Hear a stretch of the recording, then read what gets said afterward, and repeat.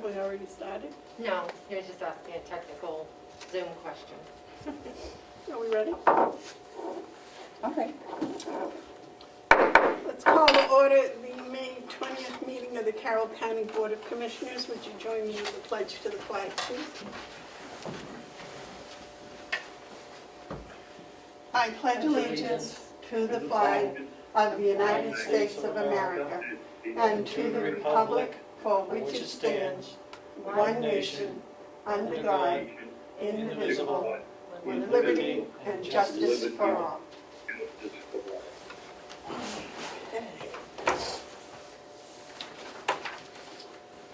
I'll wait a motion on the May 13th minutes.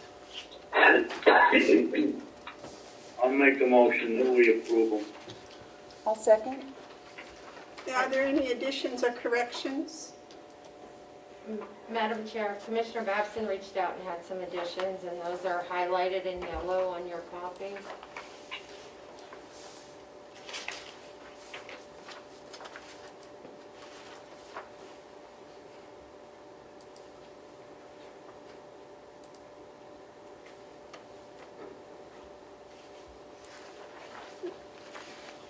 Any other additions or corrections?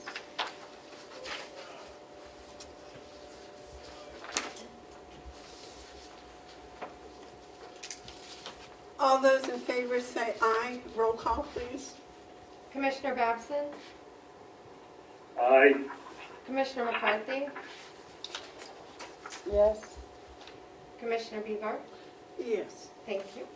And you also have the meeting minutes from Monday. It's not on the agenda. I see. Madam Chairman, point of order, you're supposed to announce who's on this thing, Sorry. who's on this Zoom today. Well, now, David, have we decided, do I announce everybody or just the members of the Board of Commission? I think it's just, my guess would be, it would be just the Board of Commissioners, and anybody that wants to chime in has to identify themselves at that point. We are joined on Zoom by David Babson, our Commissioner. Is there anyone else that would like to make their presence known? Okay. David, may we use your stamp on the minutes? You certainly may. There you go, Melissa. I'm sorry, I have the original, so you don't have the draft stamp on these sides. These are for you to keep. I'll do that later. Okay, sure. I also have the minutes from the special meeting on May 18th, 2020. I would like a motion to accept those minutes. Now give me the one that's not the draft. Okay. Do I have a motion to accept those minutes? I'll make the motion. Do I have a Yes, second? okay, I'll second them. Are there any additions or corrections? All those in favor say aye. Roll call, please. Aye, Commissioner Babson? or roll call. Commissioner Babson? Yes. Okay. Commissioner McCarthy? Yes. Commissioner Beaver? Yes. Thank you.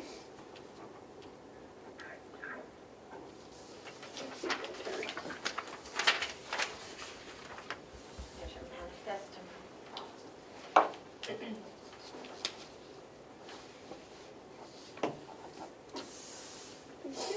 David, may we use your stamp on the May 18th minutes?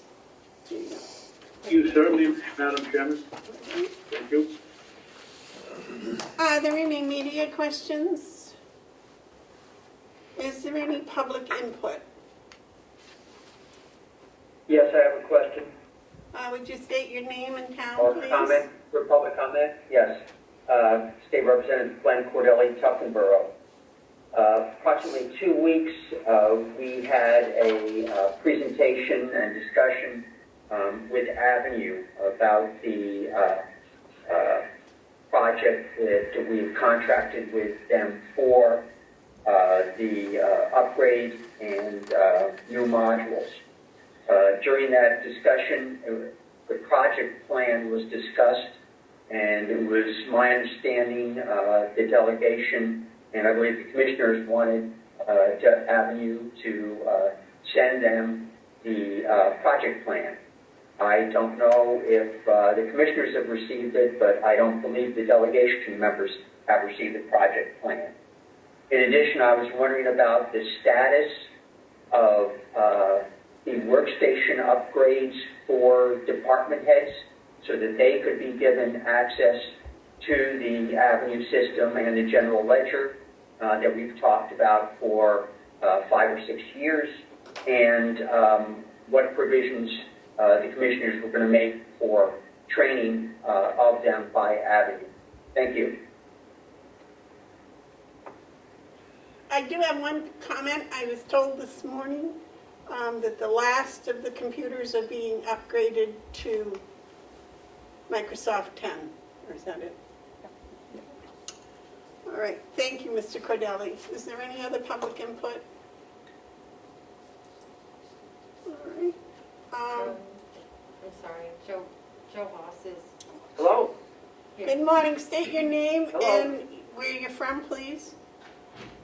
Good morning. Joe Haas here again, from Gilmanton. I called in and I just have a suggestion on the phone number. I guess you got to dial 1 before the area code for that 929. I'm sorry I called Laura earlier and I messed up on that. But anyways, I do have the chat, a entry on the chat. Could you refer to that? I cannot read it from where I'm sitting. I'm sorry. Okay. Well, what I wrote was reference the May 6th minutes because those are the only ones approved. I mean, you just approved the other ones just a few minutes ago. But on page 5 of 6, where it has the non-public session 1 of 2 items. In A, small a in parenthesis, there's a whole bunch of subsections on that. Let me just go to my computer here. It says you hold the meeting for certain things, like dismissal, promotion, compensation, disciplining, investigation, blah, blah, blah. I mean, could you be more complete when you do the minutes and indicate which subsection you were talking about? Could that be possible in the next, like today? I presume. I just got here. I presume you have a non-public today. And it would be nice to let the people know up front, too, which subsection you're going in under. I mentioned this last time, and I'm really upset. It went in one ear and out the other, and nobody did it before the hand. But I would like it before this time and also in the minutes. Because, like I told you once before, I'm interested in the compensation part to alert the employees of the RSA 275:43, Roman number 1 options of how to get paid on compensation, on COLAs, cost of living increases, etc. And that's one of... That's the only one I wrote down in the Zoom, on the chat thing. But I did call Laura earlier, and I did say that I'm going to send Melissa the PDF file, 99-page brief, put it on the Conval case a month ago. And I do appreciate you taking the time, because when I did that 91A, you said you were going to give me 45 days to answer on the warrant over to Hale's location, which is good that you're studying it so that the tax bills go out complete and correctly, that do not include the local education tax that's supposed to be paid for by the state. And today, by the way, is the final deadline on the last brief for that court case that goes to oral argument as soon as next month, I guess. I don't know. Because of the virus crisis, I don't know what's going on. But I'll send that email out in just a few minutes. I do appreciate that you're looking into that. Just as one more thing, is I did go over to Coos County to do the same thing, but I went in one ear and out the other. They're not going to even talk about it. They're just going to send the tax bills out because they only had 3 people file for abatement last year. and they figure, well, we'll just pay the penalty at the end on the 6%, then get as much money as we can up front. But I don't think that's right. I mean, you're doing it right, and I do appreciate it. And I thank you very much. Thank you for your comments. Is there any other public comment? The manifest for the week ending May 19th, 2020 is $507,001.32. We start today with Bob Murray. He's has an RFP for the jail roof. Good morning, Bob. Good morning, Commissioners. You should have in your packet an RFP for jail roof repairs. The jail's been plagued with some leaks from roof penetrations and from valleys. Every time we get a wind-driven rain or any substantial rain, the inside of the jail gets wet. So we'd like to address this finally, and see if we can get somebody to come in, give us an estimate on the repair costs, and stay within budget and do the repairs as needed. So with your approval, we'd like to put this RFP out. Bob, where are you publishing this? It's going to be published on the county website. It's going to be published per county policy, and I'm going to direct solicit some vendors as well, multiple vendors. You're not putting an advertisement on anywhere else? I can. I don't think it would suit to advertise it locally. I don't think there's roofers that do the big enough work that the jail needs locally. I think we'd have to, if we're going to put it in the paper, it would have to be like the Manchester or Portland paper.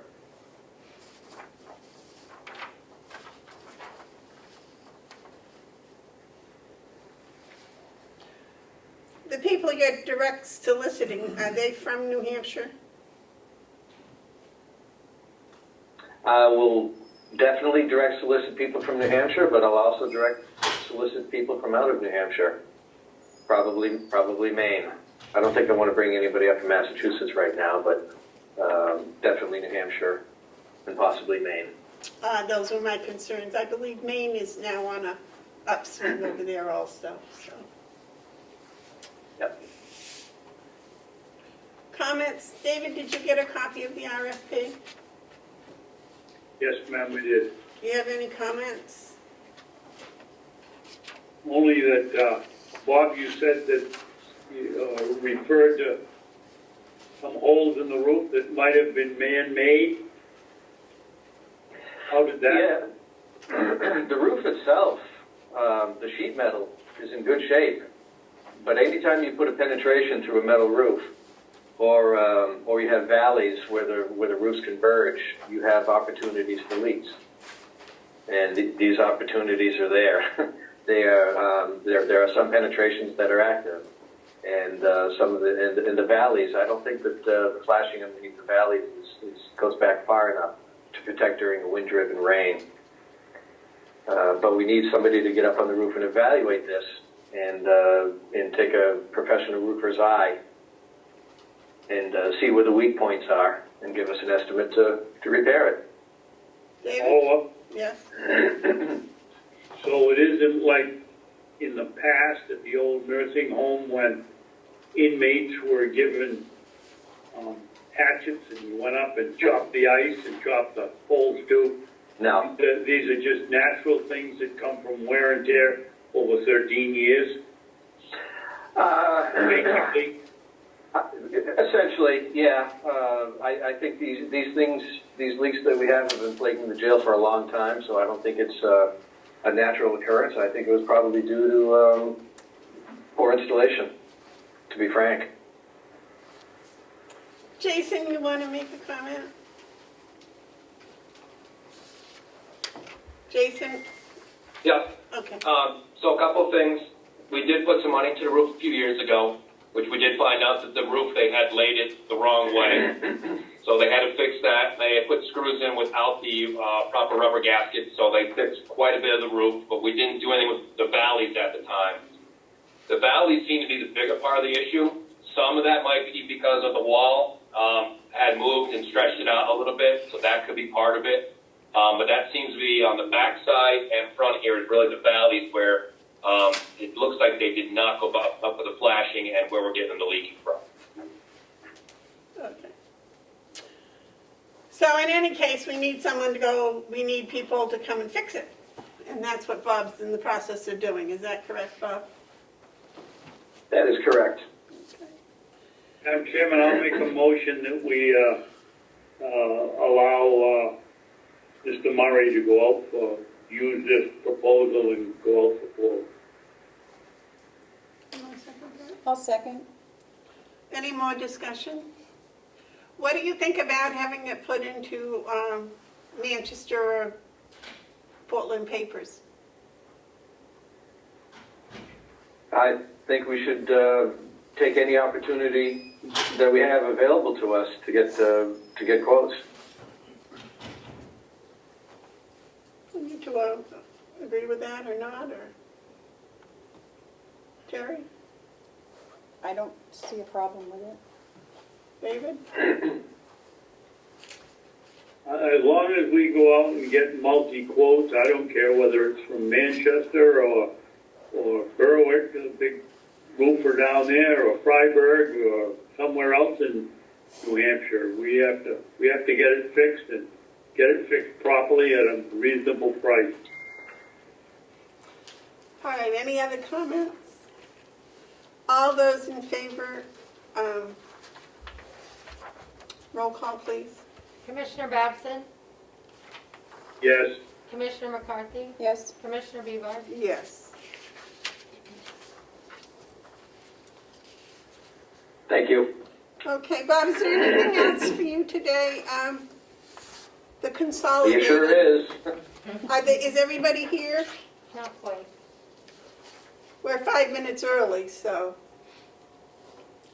Yeah, if you want to talk about something else, that's fine. I'm not sure everybody's here yet. may I? Yes, please. Bob, I have to congratulate you on the annex. I was really surprised when we were just over there at how clean it looks compared to the last time we were there. You've done a lot of work in there. We've been spending some time Yeah, it looks good. getting rid of some scrap metal, getting rid of some trash. Little here, little there, it all adds up. Well, thank you. We were also walking through the gardens out in front. Whose department does the care of that garden come under?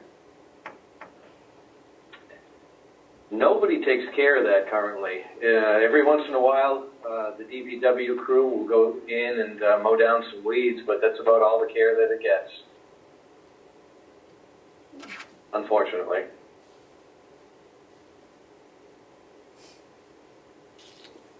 Okay.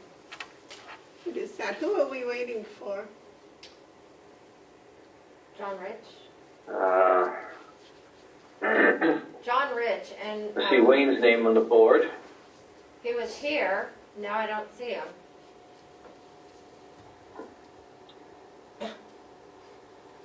Mike Santuccio from the Sheriff's Department will be joining us. Yeah, I confirmed that this morning. He's planning on being here. Yeah. Okay, and also waiting for Ian Silverman from Consolidated. And he's here. John's I'm here. here. Yeah. Oh, Ian's here, okay. And John Rich just joined us. And I think okay.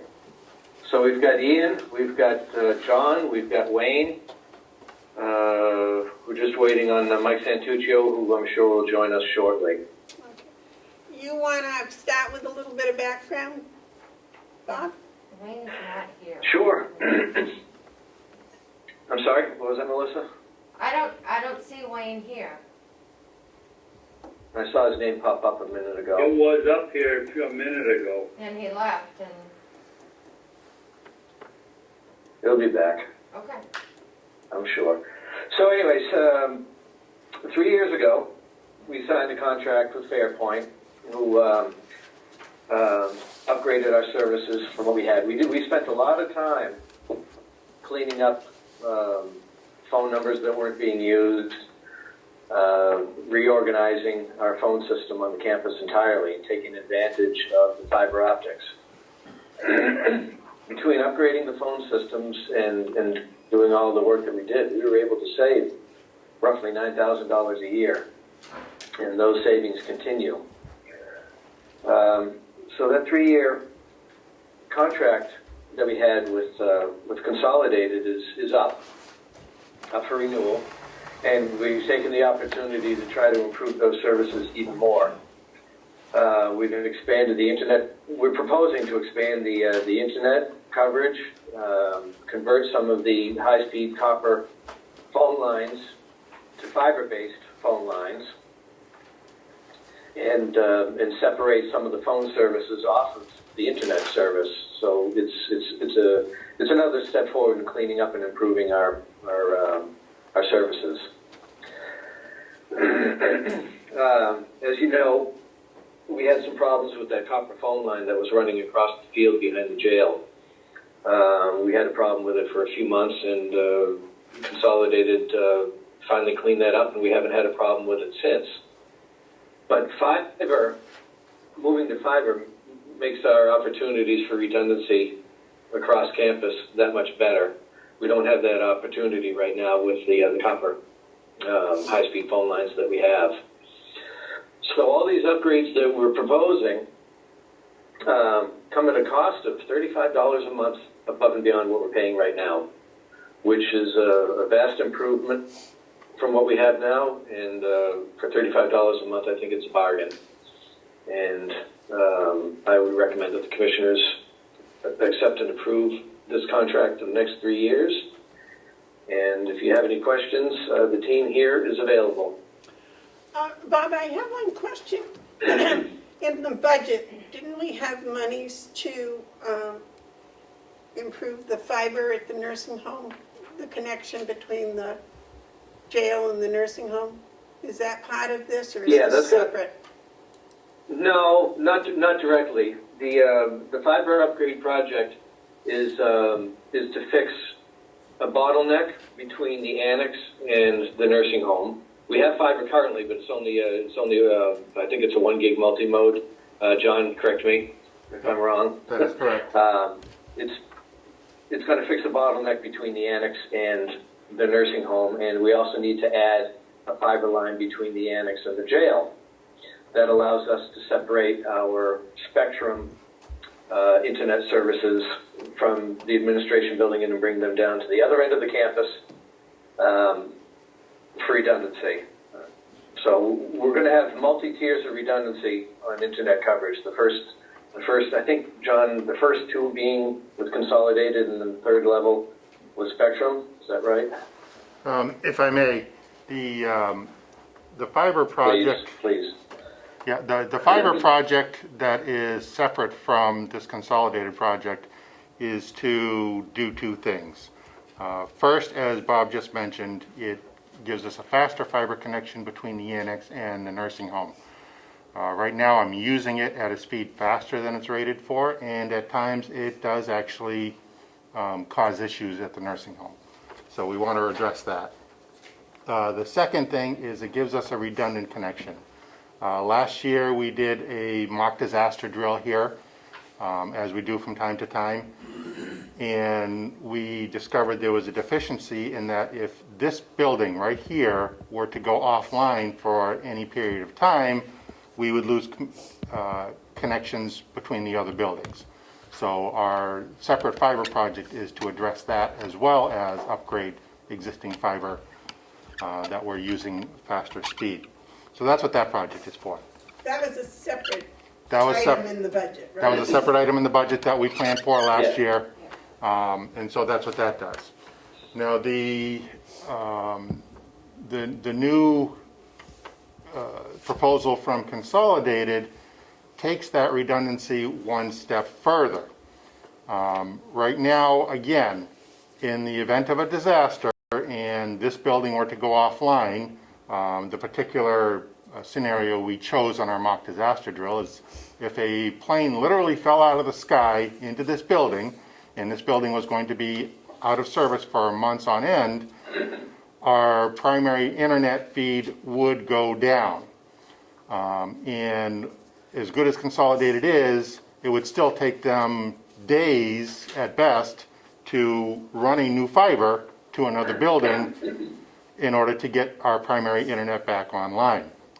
As part of this new plan from Consolidated, they are going to run a second fiber into the nursing home, and I will basically switch our public access network onto that fiber as far as internet is concerned there. And so in the event of a disaster, we would be able to switch our primary internet over to that fiber within a matter of hours rather than days, and also switch all our phone service over to that service within, again, a matter of hours or less rather than days. That's the purpose of upgrading the phone service. And again, as Bob mentioned, for a mere $35 a month, which is already well within my budget, we can accomplish this. So again, we have been looking at disaster recovery plans and making sure that we are covered in as many potential scenarios as we can think of. You guys missed COVID. I think as a whole, this county has done quite well. I mean, the results speak for themselves. You know, for good, bad, or otherwise, the results speak for themselves. I think we've done really well. I think we got very quickly caught up with the Zoom and all of that stuff too. And as I've discussed with you earlier, I have other plans for this building as far as making technology even more accessible to us than we already have. You want to add to that, Bob? Well, just, you notice that we've spent a lot of, we focused a lot of our energy on redundancy. And that's essentially because of the Sheriff's Department. The rest of the county will benefit from that redundancy, but the Sheriff's Department needs it. If any disaster were to happen in the administration building, you know, it would be extremely difficult to bring dispatch services online in any speed. So this gives us the opportunity on a couple of different levels to get everything going again, move dispatch to another location on campus if we have to, all sorts of opportunities. So Bob, if we follow the airplane hits the building and wipes it out theory, what would the plan be? What would it look like? It would be, you have to take the information available at hand when the time happened. But essentially, is Mike around? Is Mike available He's right under yet? you, yes. Okay, that is a question that he would probably answer better than I could. If a plane hits the building, I guess, and we have the mobile dispatch center, we would probably just plug right into the annex or set up with Bob and go up from there on a temporary basis. Dispatching, the 911 dispatching would be rerouted to Wolfboro and Conway. There is some backup plans for that, but getting the trailer up and running would probably just take maybe a half hour, so there'd be some downtime, but you know, that has something to do with the redundancy here. I think the redundancy that Bob's talking about is we've dealt with over the last few years with lines going down and telephone service going down, internet going down. When the internet goes down, part of the dispatch center goes down as well on the 911 CAD system and stuff. So the redundancy that he talks about there is critical for us.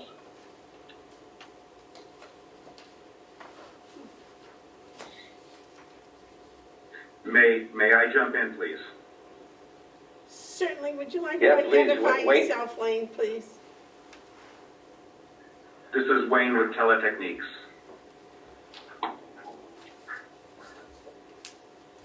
The redundancy aspect on voice and data, we have achieved redundancy on the voice side for the sheriff's department as well as the nursing home. If there were that airplane hitting the building scenario, we have a portal now that we can reassign all of the incoming lines over to the nursing home's PRI as well. So we can actually switch back and forth on voice services. If they did have to vacate the administration building, we can easily, within minutes, reassign the incoming lines over to the nursing home system and redirect them over to the annex building as well. So on the voice side, we have full redundancy as well. And John could speak to the redundancy aspect on the internet side as well, because they're both coming in on separate paths into the complex. That's what I just wanted to add that in.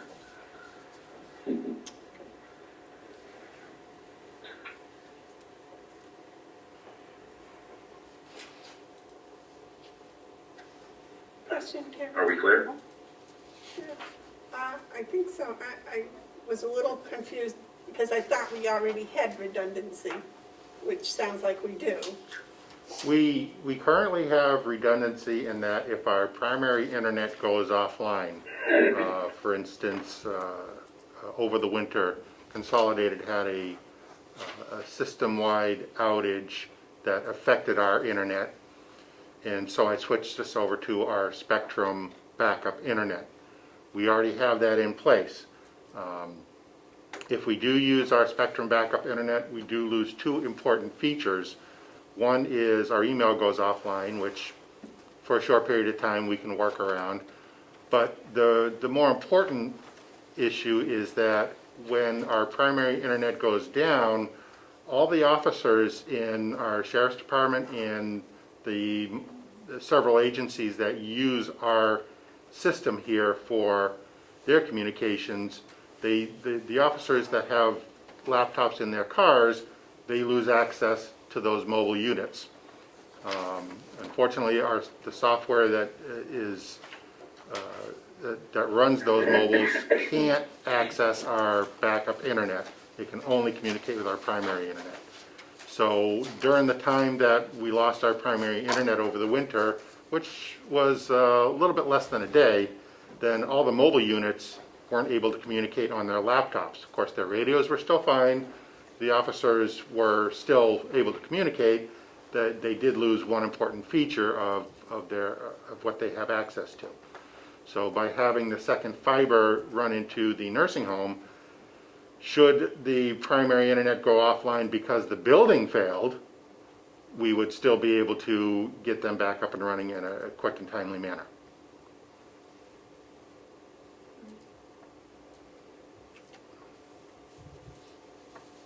So Bob, what is it you would like from us? To sign the contract. At the end of the day, we've put a lot of time and effort into improving the services and the redundancy here at the campus, and for $35 a month, this is huge, and it's a great deal, and I think the county benefits immensely. Don't know what else to say other than this is a good thing for us. Can I ask a question? Yes. Bob, There- so what's the total monthly payment? You said this increases it by 30. Well, you take the bills that we have now and basically increase about $35 a month. It's hard to pinpoint an exact monthly cost because those costs float based on usage. So you have usage rates and taxes that bounce off of these totals. But our contract rate for the base services is what you're signing off on today. Hopefully, What is that? they're all in that packet that I gave you. They're in multiple places. Ian, maybe you want to jump in and help answer this question. Sure, yeah, absolutely. So the way that... Ian Silverman from Consolidated. Yeah, so sorry. Yeah, my name's Ian Silverman. I took over for the previous representative. So I work for the government and education team for Consolidated, and we're working with Bob and Wayne and John on this project. So the way that I did it was to take the base cost that you guys are paying right now, which Bob was just describing, and replace them. Well, then did a new proposal with the newer services, but did a like-for-like, apples-to-apples comparison on that. I can pull up the proposal. I don't remember the exact amount that it is. I didn't have it pulled up, but I can. It's okay. I've got them here. The service that's going to be going into the nursing home is a total of $333.46 a month for the internet service.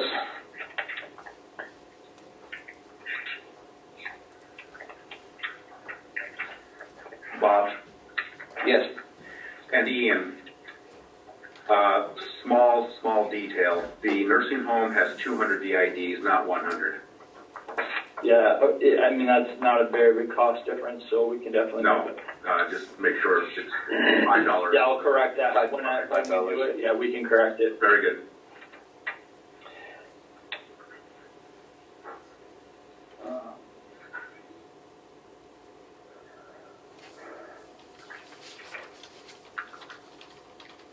Didn't anyone anticipate somebody was gonna ask how much this was gonna cost, or how it was, or what the base costs were, or, I mean, Yeah, it's all in the.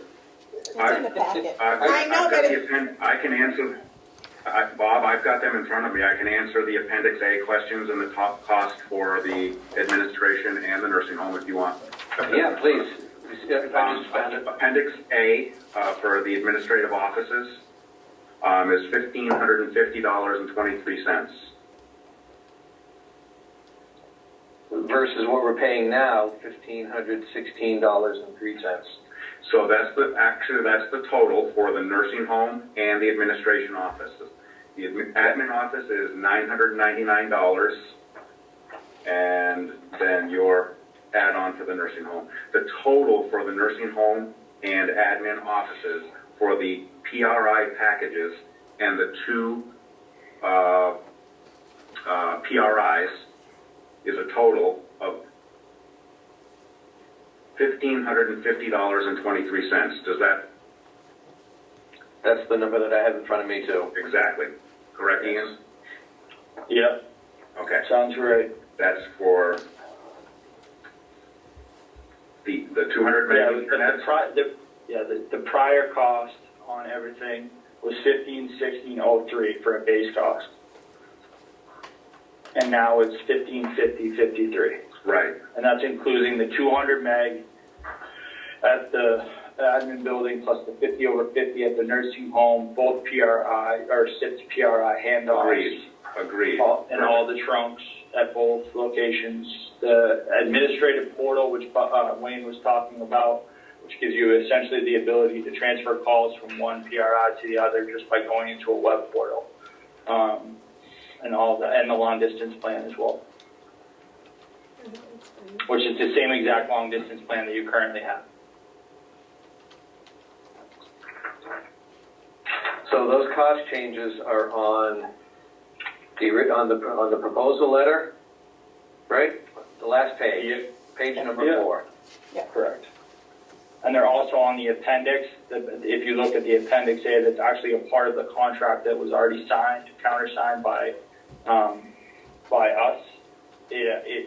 The math lines up on both. Thank you. do we have a copy of the contract? Yes, Which is it's it? not here, but Well, right, he wants us to sign the contract, and it's not, I don't have a copy. We don't have a copy of it. You should have you should have two contracts there. You should have contract 19719 and 19712. Those were all forwarded 2 weeks ago. I can get a hard copy up here for signature for you. And the page numbers where the signature lines are all addressed as well, because they're They're hard to find unless you look for them, so I've put all those page numbers in the cover letter. Did you get a copy? Yeah, by email. 2 weeks ago? Yeah. But not today? No. No, okay. All right. So nothing has changed since we got them 2 weeks ago, is that correct? That's correct. David, do you have any questions for the gentleman? No, I have, 2 weeks ago was May 6th, right? Yeah. Thereabouts? May 7th. I've got my packet here and there's no contract in it.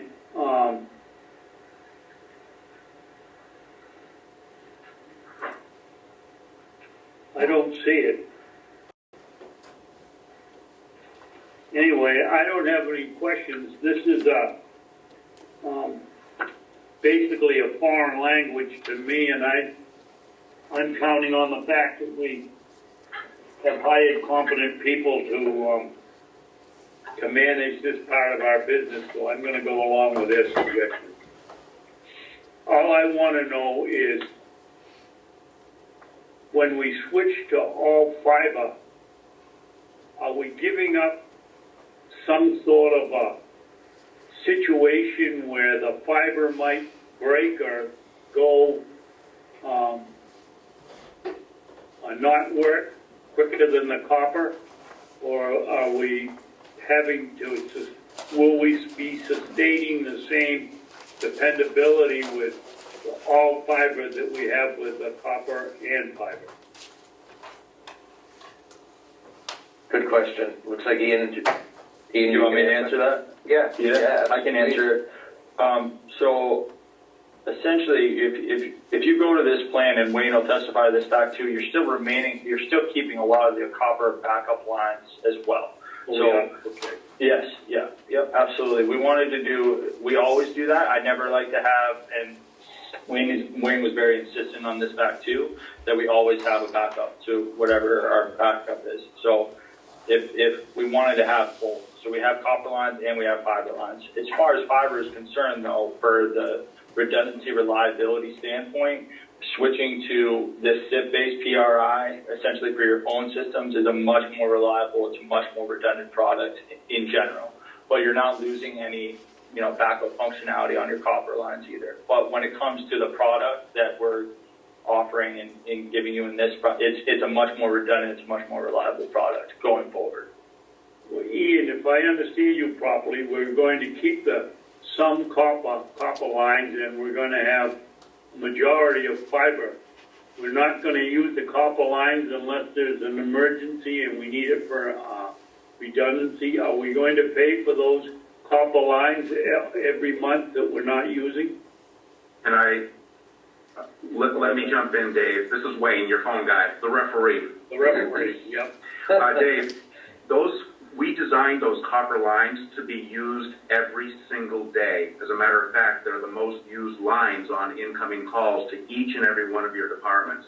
There is a separate Appendix A outlining the cost of those copper lines, which we've had all along for the last 3 years.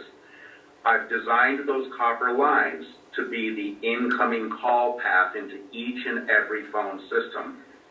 Then it hands it off to the fiber PRI, SIP-based digital services. So the point is, they're not just sitting idle in the background doing nothing. They're actually being used as call paths. Okay, that's so what it's perfect. They take the incoming call, and then they hand it off over to the fiber for subsequent calls coming into the system. So not only are we using them as backups, we're using them on a daily basis in conjunction with the fiber. If the copper goes down, we have the fiber. If the fiber goes down, we have the copper, and they're in place 24/7.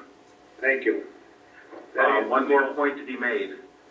Ian and Bob designed the new fiber paths as 2 separate accesses to the county.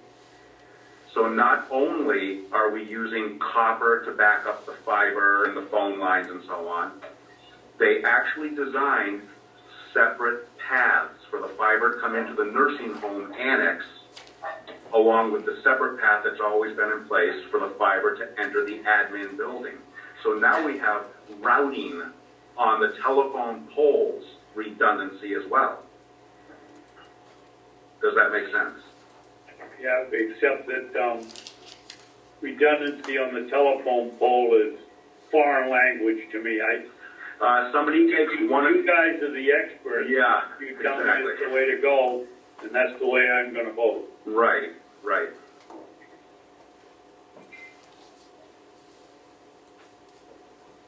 Well, thank you, Commissioner. Thank you, Wayne and Ian, Mike, John. This is substantially better than what we have, and what we have is good. This makes it that much better and more reliable, and for $35 a month, it's a bargain. Bob, I have one question. When would this be working, up and running and all set? Ian, Wayne? Usually for me, for the installation of everything, it's usually a 30 to 60 day window, I would say,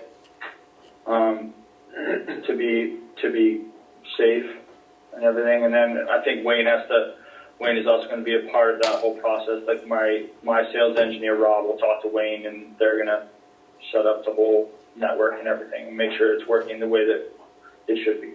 Correct. Correct me if I'm wrong, Wayne. So you're right. I have to follow your lead and your scheduling.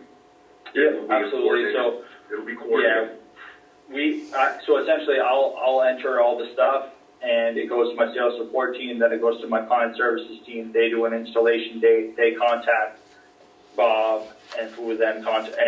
But in that process of all that happening, my sales engineer would normally call Wayne and John. It sounds like too, at the IT vendor, to make sure that we're setting it up exactly the way that you guys want.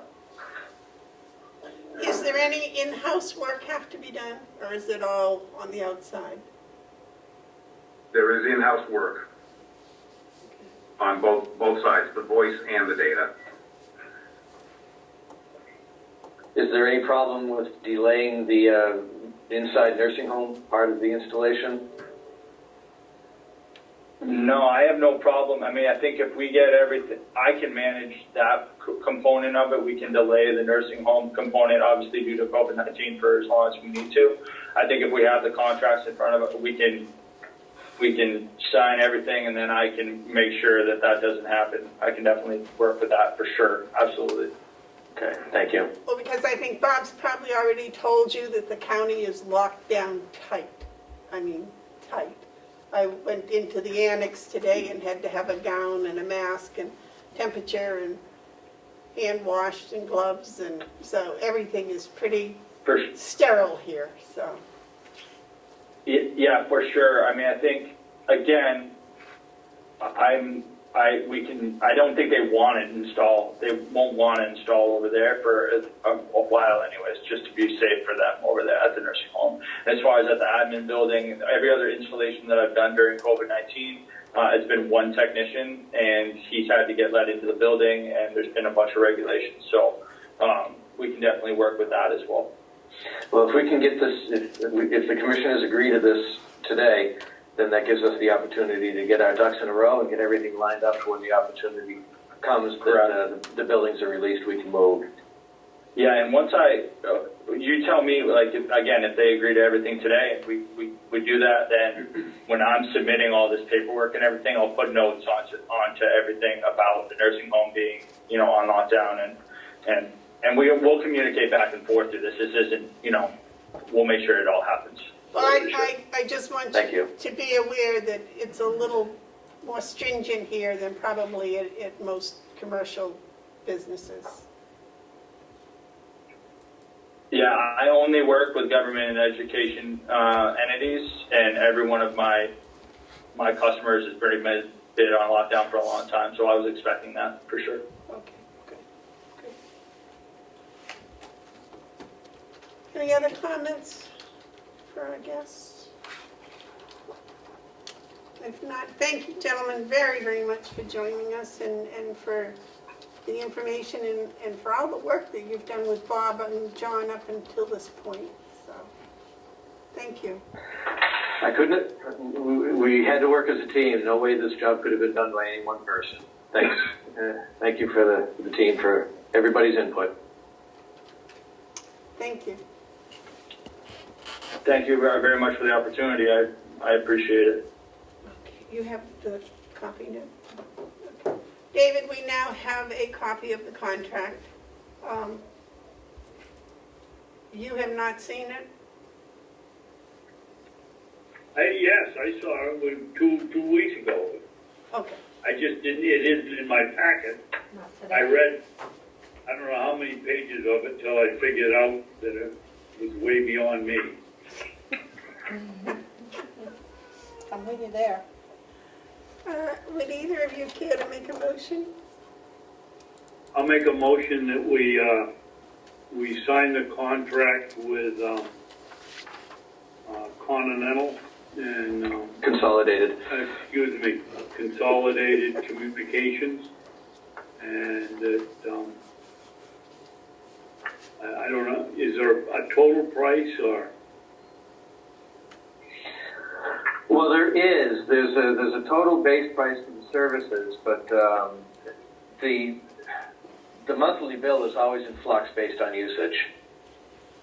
So if you wanted to put a dollar amount, you could put a dollar amount on the base contract services as presented.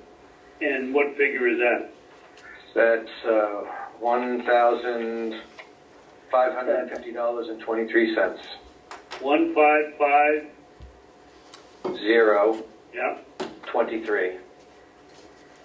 Less taxes and user fees. Or this would just involve an increase of $420 a year, correct? $35 a month, yes. With the so would extra. would it be accurate to say not to exceed $435 a year? No, that's the increase, David.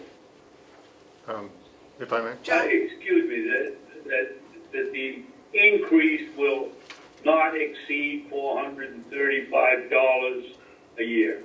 I think, but John has Ian, a is that a comment. fair statement? If I, It's fair to me. Yeah, I don't see any way that it's going to increase more than $35 a month.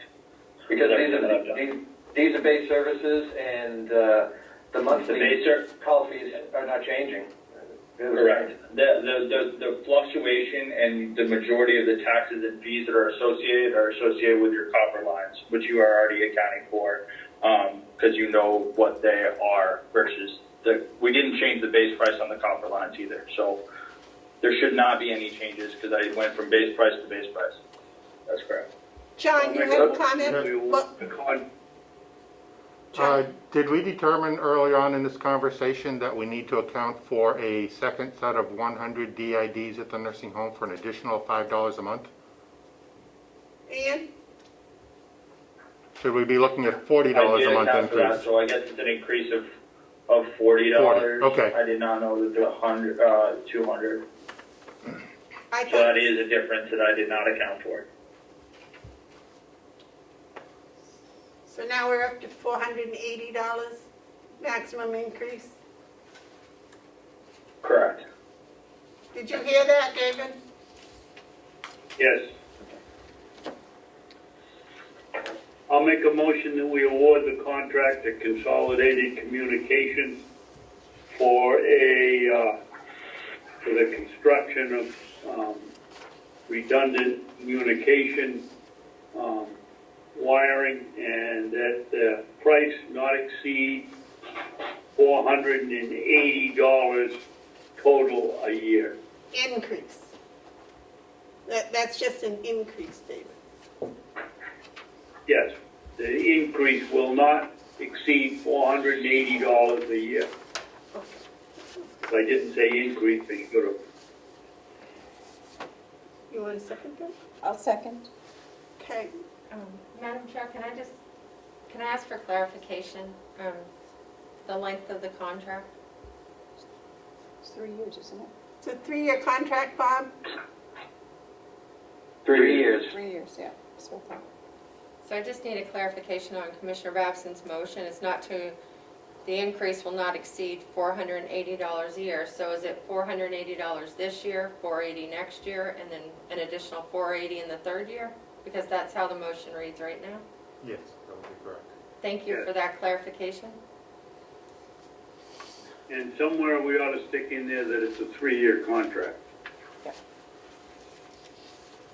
It won't exceed Oh, $1,440. award Consolidated Communications, a 3-year contract, and that takes care of it.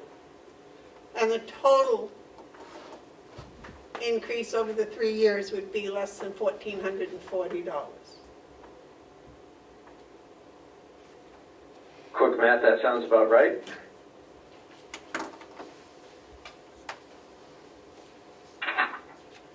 Madam Chair, one more clarification if Commissioner Babson would like to include that authority for the chairperson to sign. It looks like in 3, 6, 9, 10 different spots.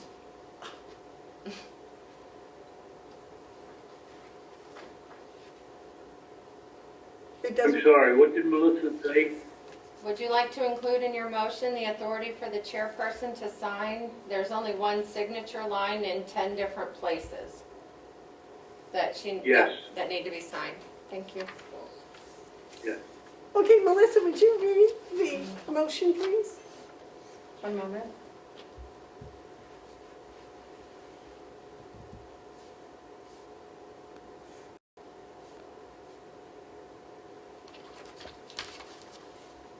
To award to Consolidated Communications a 3-year contract for the purpose of constructing redundant communication wiring with an increase not to exceed $480 per year, and to grant authority to the chairman to sign the contract.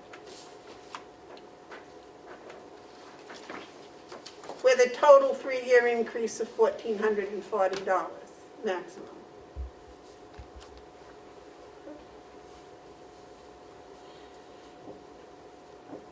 Do we have a second? We have a second. Oh, we're all set. Okay. Roll call, please. Commissioner Babson? Yes. Commissioner McCarthy? Yes. Commissioner Vivard? Yes. Thank you. Thank you, commissioners, and thank you to the rest of the team for coming today. There's a lot of signatures that need to be done. If Melissa and Commissioner Vivard can get together later on today at any time and sign those, we'll get those contracts to you as soon as we can get them. Sounds good. Thank you so much for the opportunity. I really appreciate it. Thank you for all the effort you fellows have put in on this project. Okay, well, glad to. It's nice to see things moving forward and getting improved. Thank you very much for coming on this lovely day. Yeah. All right. Commissioners, are you all set with us for now? I believe so, Bob. Is there anything else you would like to talk to us about?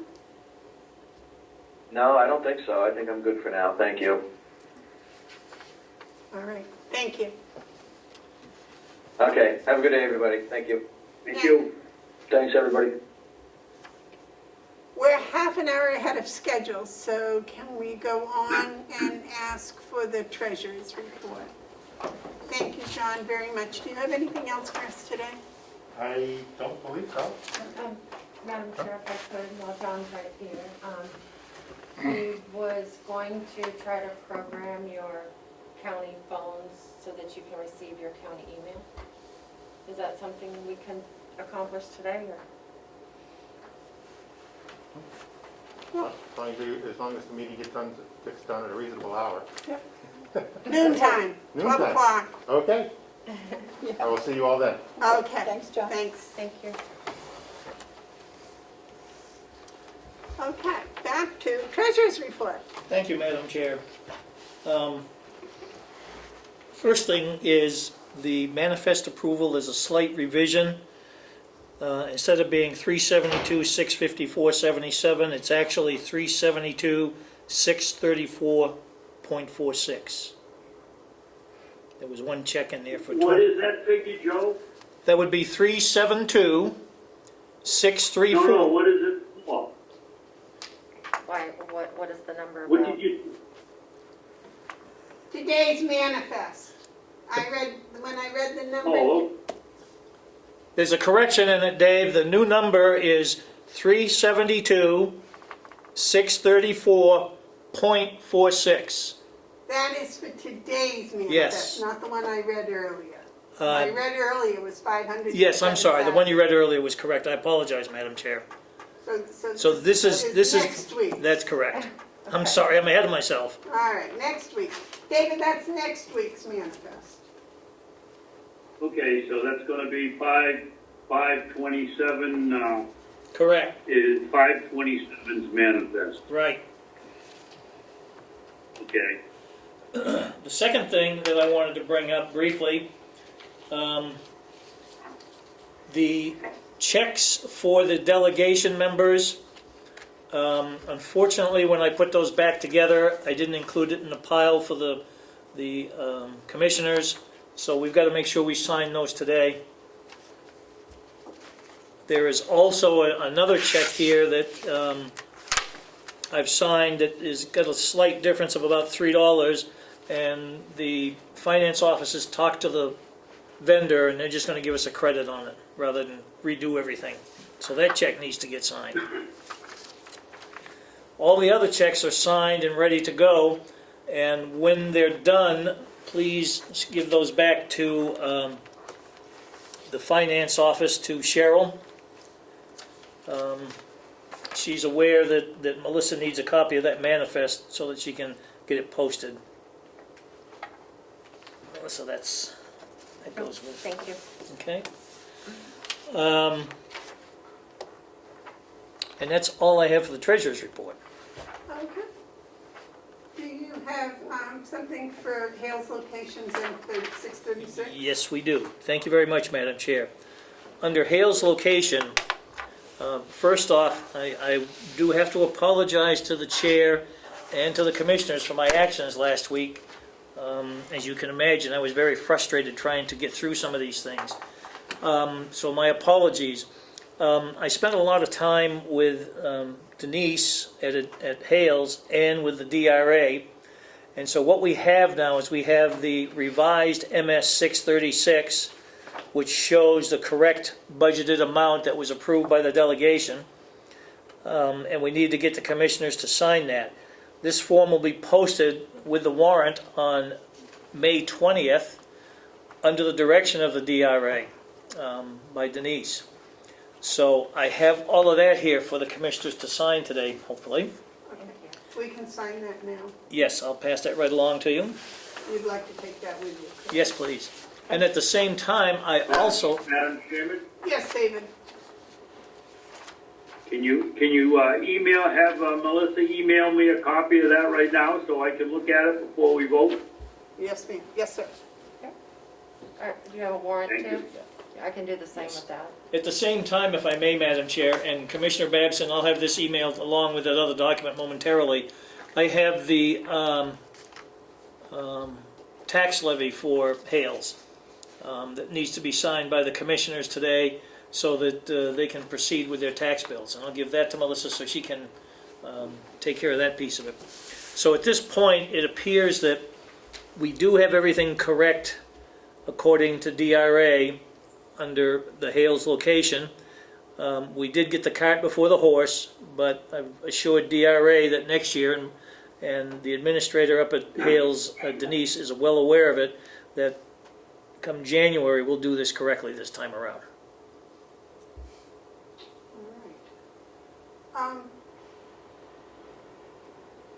So everything is all set with DRA? Everything at this point, once we do this process, it's all set with DRA. Next week, more than likely, I will have, this is a proposed budget. Next week I'll have what's called the final budget, which is actually the same thing. I believe that's an MS 232, the final budget that I'll have asked for the commissioners to sign, and then we'll be all clear with DRA. Now, those are the same numbers? Same the numbers, yes. delegation has Same numbers as the approved delegation, yes. All right. Yep. Okay. Yeah, And we finally got everything meshed together the way it's supposed to be, and the unfortunate thing was, as I said, we kind of had the cart before the horse. The delegation approved it before it was drafted. I mean, it was we'll make sure it Well, gets done was, correctly. there was some problems with the educational funding, Right, so right. once, because when the commissioners got it earlier, that was in there, and then it was corrected for Right. the delegation. Absolutely. And I probably should have been aware and gone back and got it fixed before. But I don't think we can revise the budget once we're done with it and pass it off, so. So we're all set with that. So you should have that momentarily, and obviously if there's any questions, I'll be glad to answer, but I think that should cover it.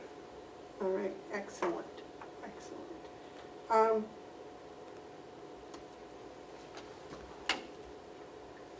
Melissa has left. I was wondering if Lisa could come up. If you could give Lisa a call and ask her if she could come up early?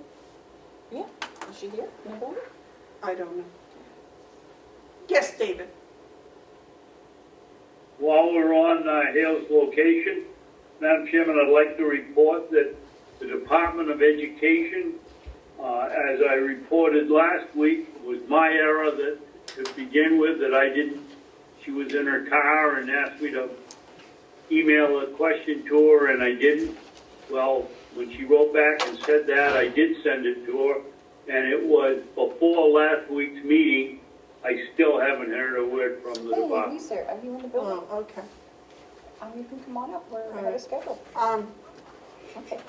Okay, I was trying to think, no, it's the $16,000, is that what they're talking about, David?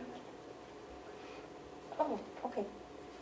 Whatever the small check is, that I thought it was $6,000. Maybe you said 16, but it's the one that came to us with a letter that said it had to go to a school district in our county. And of course, the one child we have sending is going to Freiburg, and obviously that's not our county.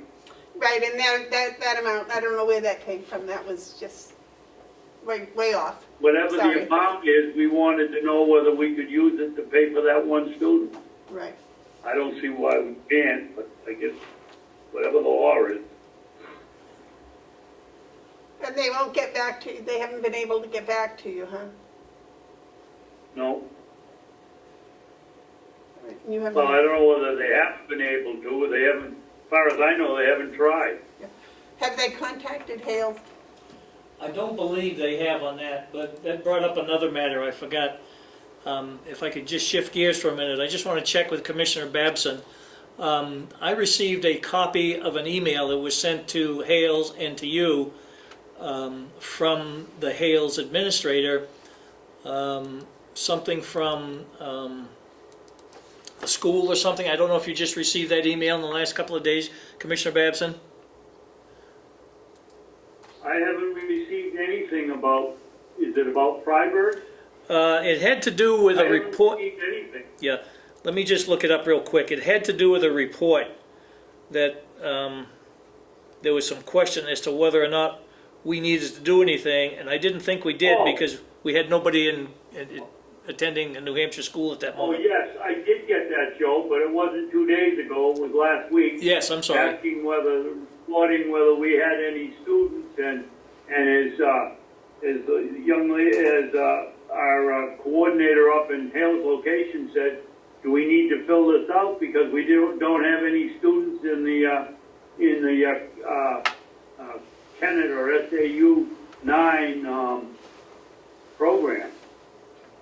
And I believe the answer to that, sir, was we do not need to do that. Okay. All right. I just want to make sure you got it, and if you're okay with that, too. Madam Chair, those Yes, are- I did get that. those are Okay. there for Thank you. Hales, and he has them there. David, you want to peruse these and we'll take a vote on them later?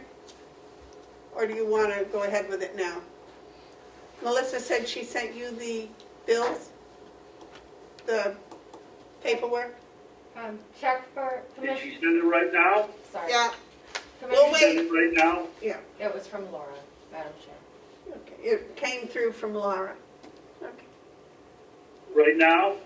Just Yeah. a few minutes ago, yeah. But that's all right, we'll give you some time to Yeah, find. I just got it. Okay. Lisa's here to do her restoration bid, if you want to take a minute and look that up. Lisa, would you join us, please? Glad to. Thank you for coming on short notice. We're ahead of schedule today, which is quite wonderful. Talking to that? Yeah, this is where David hears you. I believe that you have the restoration bid I do. award. We have the bid from CoFile. They bid on quite a few deed books, and they have retained the pricing that was offered back in 2019 and 2018. So my recommendation is to accept the bid and to go forward. Do you have a contract for us? I do not. Oh. Do you sign the contract with CoFile, or do we? You sign it. You have signed it. Would you authorize me to sign it? Well, I don't know. What do you think, Commissioners? Do you want to sign the contract? Well, I think we ought to have a motion first, and then some discussion, and in the motion, I would think you put in having whoever wants to sign it, name in the motion. Okay. Because we opened the bids last week, and we gave them to Lisa, and she has decided that she would like to go with CoFile, because they maintained the same price as 2018 And 19. and 19. They've done a fabulous job. They have the capacity to do it exactly as we want them to do it. We know their work, and the other registers all use CoFile, all but one. And they're going to do how many books for that money? 100. 100. Wait, 30. I'm sorry. It's $100,000. They don't know that at this point. So 30 books. 30 books. The average is $3,000 a book.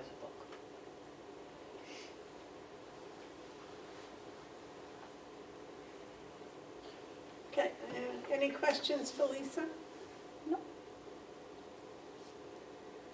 Ma'am, are we going to have a motion and a discussion, Madam Chairman? I'm going to ask for a motion right now. She was just telling us her decision. So would someone like to make a motion to award the contract to CoFile? I'll make that motion.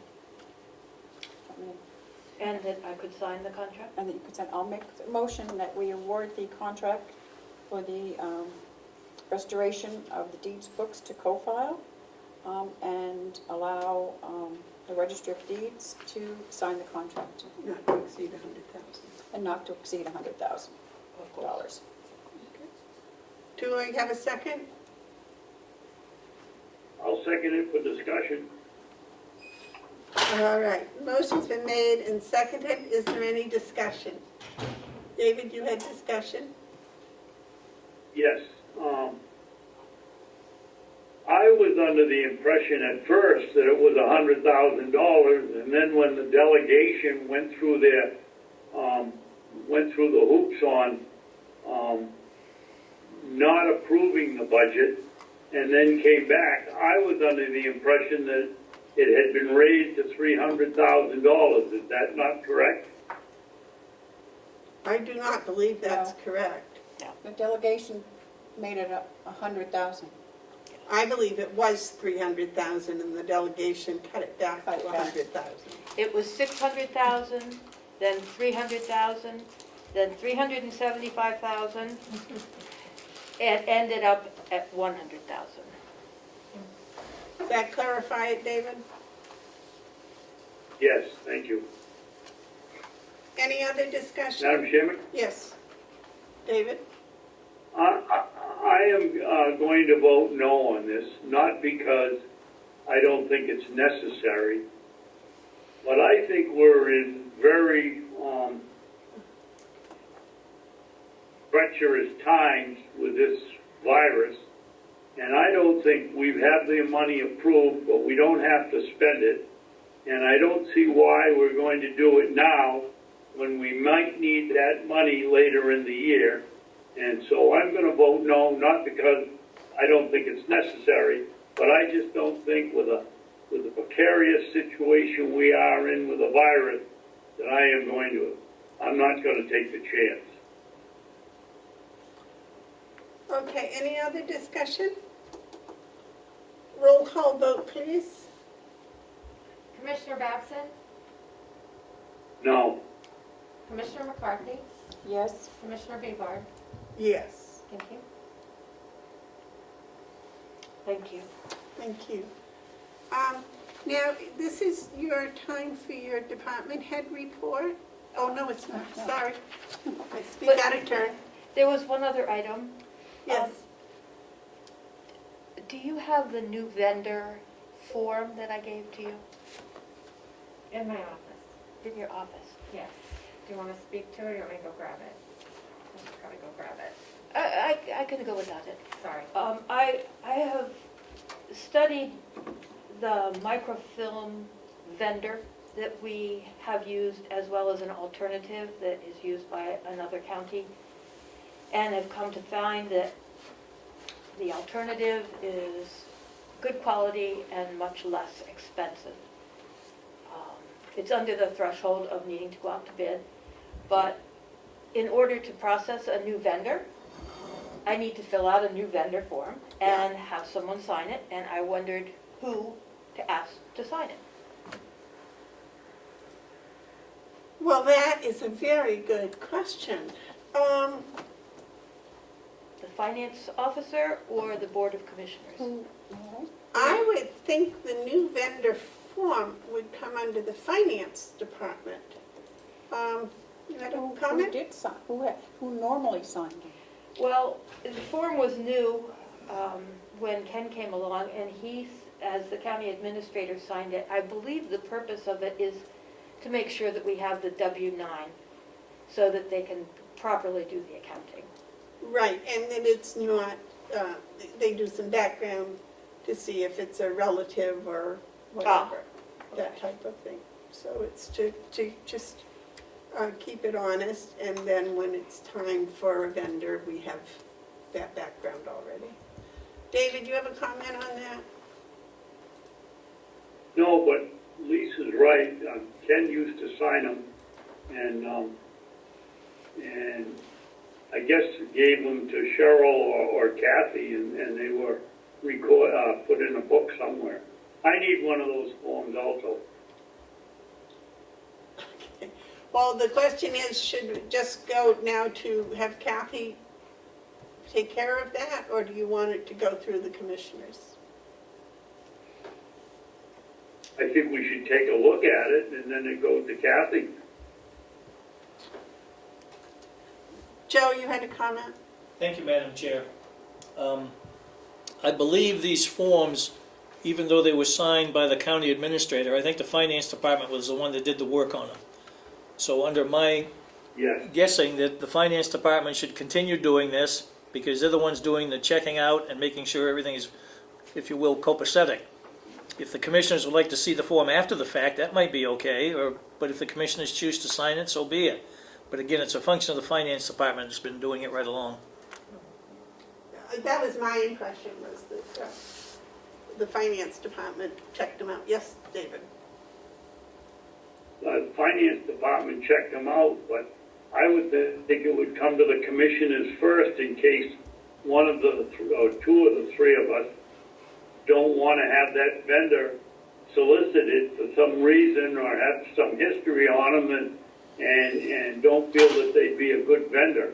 Why waste Kathy time chasing it around if we're going to prevent the company from being a new vendor to begin with? I would think it would come to us first, and then if we approve, then Kathy does her work. Joe? Thank you. Madam Chair. The only thing I was doing, Commissioner Babson, was just explaining the process. As I said, even though the administrator signed it, I think the work was done by the finance, I don't think, the work was done by the finance department, and then the administrator just signed it. And as I said, if the commissioners would prefer to see it, I have no objection to that either, however you'd like to do it. Terry? Why, is it just background checking that they do, kind of thing? Why don't we give that to Laura to do and not put extra burden on Kathy and Cheryl? Have Laura do that, and once that's done, it comes to the commissioners to see what she found out, and then it goes to finance or wherever it goes. May I make a suggestion? Yes, Lisa. If part of the reason is to find out if you have any relation with the vendor, I would think that that might be a question that you would add to the form. It's not on the form at the moment. It isn't? No. That's a good idea. If I might, I was also unable to locate any policy that mentions the form or relates to what you do with the form. Essentially, right now, it's just making sure you have the name, address, phone number correct for the vendor, and a copy of their tax form for the file, so when the auditor does the random sampling, we've got one for everybody that gets a 1099. I don't see any other process that's, I don't see any other policy for process, or I think it's just for the file to make sure we have one for the audit. That's as far as I can see. Well, that's not exactly what I was told, but that could very well be what it actually is. And they may be doing more, we just don't have any written parameters about what's happening. So obviously, we probably should look at that and come up with some sort of a policy. And we have people that are helping us with our policies now, so we can work on that one. So as But for today, for yours, Lisa, I would suggest that you fill it out, It's filled out. you give it to the commissioners, but email copy to each of the commissioners to peruse anyways. Okay. And then, I would like to make the order. It's, timely. I'd like to do it on a regular basis. I am not related to the company. okay, And I can add a sentence on the form to that effect. yeah. And in this case, I think probably send a copy to Kathy until we get some guidelines set up that would be different than what we've been doing right along. Okay. Does that sound all right to you, David? Yep. Terry? That's fine. Just for right now, and then we'll get some guidelines as to the proper process, etc. So as for this form, so that enables Registrar Scott to go ahead and order, who will be approving this form this time? I think Kathy, Finance?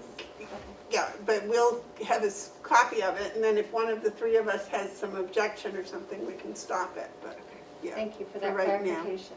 Yep. And David, you wanted one also? I need one I went into the new auto parts place down here and talked to the manager. We might be buying some parts for the maintenance, public works, and if they order, we need a form. Okay. Melissa, may I ask you to forward the email of those 2 sheets? Because I don't have it in email form. Yeah. You've got the physical Yeah. to all of us? Okay.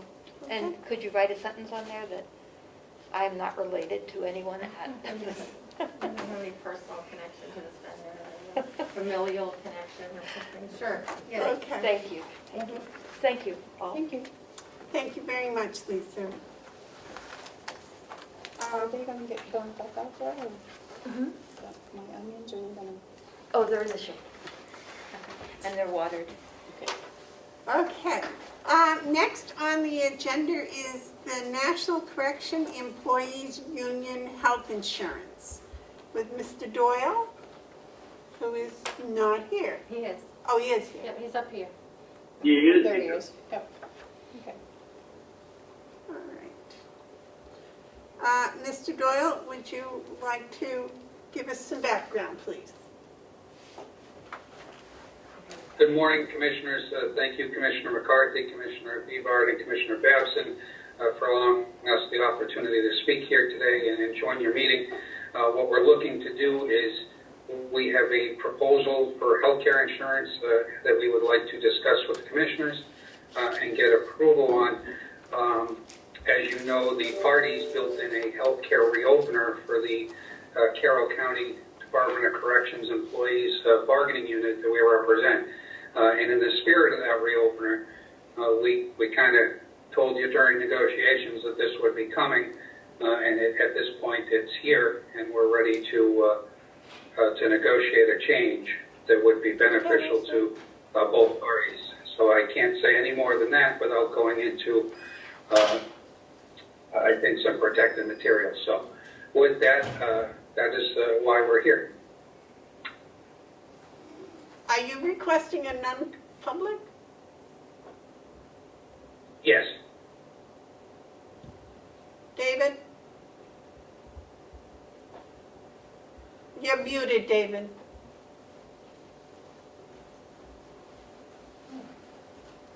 And what would, thank you, Madam Chairman. And what would be the exemption under 91A that Mr. Doyle thinks that this should be a non-public presentation? So thank you for that, Commissioner Babson. This is a negotiations because it would be a change in healthcare, and negotiations are done normally in executive session. Follow up? Yes, David. Bill, I agree with what you said, except this isn't a negotiation, and we had you in here to find out why you wanted to come in, and if it's about the insurance, that's certainly public information. If it's about what's in the contract or what's in the your proposal, yes, I would say that's 91A, but to say the whole thing should be a non-public when all you want to do is have us, I would assume, agree to discuss this insurance change with you. So with all respect, Commissioner Babson, I think you're right if we were just talking about whatever was in the contract, but we're actually talking about proposing a new plan with some discussion we're going to need and possibly some counter proposals on negotiations. So it becomes a negotiable item because it's not in the contract. What we're preparing to propose is not in the contract currently. So it is therefore a negotiation item and covered under the executive session rules. I kind of wished you had asked us for a non-public ahead of time. Yep. I have no information whatsoever as to what you wish to talk about. And None of us. I kind of thought that you were going to give us a little educational background, etc., and then go from there. Sorry to interrupt, Commissioner. We did provide Melissa with a copy of what we were going to talk about, and we did provide that about 10 minutes ago, or about 10:20 this morning. And we do have our healthcare extraordinaire, Janine Katowski, on the line with us, prepared to speak and prepared to guide our proposal on healthcare to you. So we've brought all the players. We have the president and vice presidents of the Department of Corrections Bar. We have the NCU president, Christopher Murphy, with us on the call. So we are all prepared to talk about healthcare in a manner that will be both beneficial to the county and beneficial to the bargaining unit.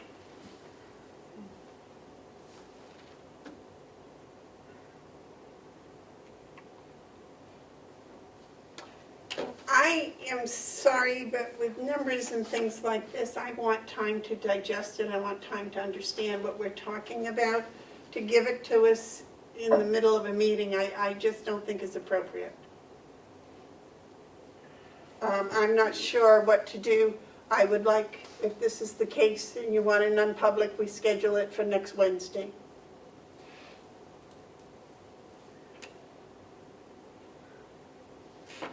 Commissioners, how do you feel? I agree with you. I don't think we should have this thing handed to us in the middle of the meeting and expect to have an intelligent discussion about it. And we have to set up a non-public meeting. We're on Zoom, so things are, you know, it's a time-consuming thing, and we have to get a new meeting set up. So I would think if you would like to do that, if you have more information you want to send it to us, you send it to us 2 or 3 days ahead of the time, and we will schedule, if you wish, a non-public meeting next Wednesday. Mr. Doyle, is that acceptable to you? Thank you, Commissioner Bevard. I will just say that, you know, as an elected official myself, I understand we're using Zoom as well and have been since the pandemic broke. So I understand the complexities around Zoom, and I do understand that there's waiting rooms that are available through Zoom that the parties can be put into should the commissioners want that. This opportunity is an opportunity to explain this to you, not asking you to take a vote today, but explain it to you because there is a significant cost savings to the county of Carroll. And I think that would be, during this time, I think that would be very beneficial for the county to look at cost savings during the pandemic. So if you certainly want to wait till next week to have some discussion, that's fine, but the cost savings might not be there because we are coming up on a renewal date of July 1, which then there's other factors that go along with when something is approved and then how it gets approved on the other end. So there are a multitude of factors here. We're not trying to push anything on you to make a decision today, but we were hoping to have a conversation today, explain it today, and then have you make a decision down the road, obviously after you've had a time to digest the information. And that's kind of what we were here for today. I believe that explanation or that educational part would be public, not non-public. That's what I was anticipating to happen today.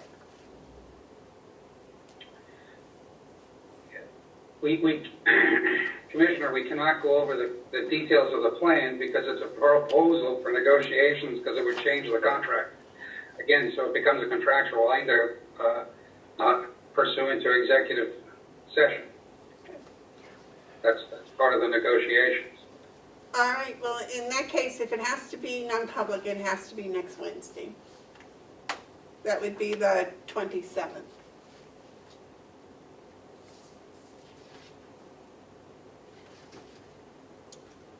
If that's what it has to be, that's what it has to be. But like I said, I don't know that we'll be able to get you the realized savings in totality if we have to wait because it's going to push out deadlines that are related to ratification of any change to the collective bargaining agreement. So if you want to push it out, that's fine, but we were just trying to get some relief to the county and relief to our members as quickly as possible. Well, then you should have contacted us a month ago or maybe 6 weeks ago when we actually were in negotiations with you and told us this proposal. But we will work on it. You have something to say, Ms. McCarthy? Bill, I'm a little disappointed that maybe that you should have sent this to me last week if you had it, and that way I could have come to the commissioners and be ready today for this. That would have been a lot easier than just hearing about it. I appreciate that, Commissioner McCarthy. I didn't have the approval to send this before we had some other things in flux, and excuse me, that's something we were also discussing in the negotiations, but it required some other moving pieces. Those moving pieces were taken care of yesterday. So This is I sent it, I Okay, as soon as we could get the moving parts, as soon as the moving parts were in the right places, we started the process. But we did talk about this in negotiations, and not that I want to delve into protected items of negotiation that were in executive session. We did talk about a healthcare reopener in negotiations, and the parties agreed to a healthcare reopener in negotiations. And that's what we're trying to do here today, is talk about opening up the contract with regards to healthcare to change the plan makeup so that there's significant savings for the county and for the union. That's union members, rather. And that's what we're trying to do. But if you want to push this out, and that's your prerogative, you're the commissioners. But I know this does have some financial impacts and to the benefit of the county.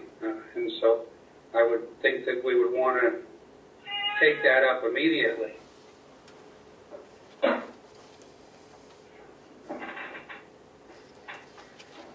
Okay.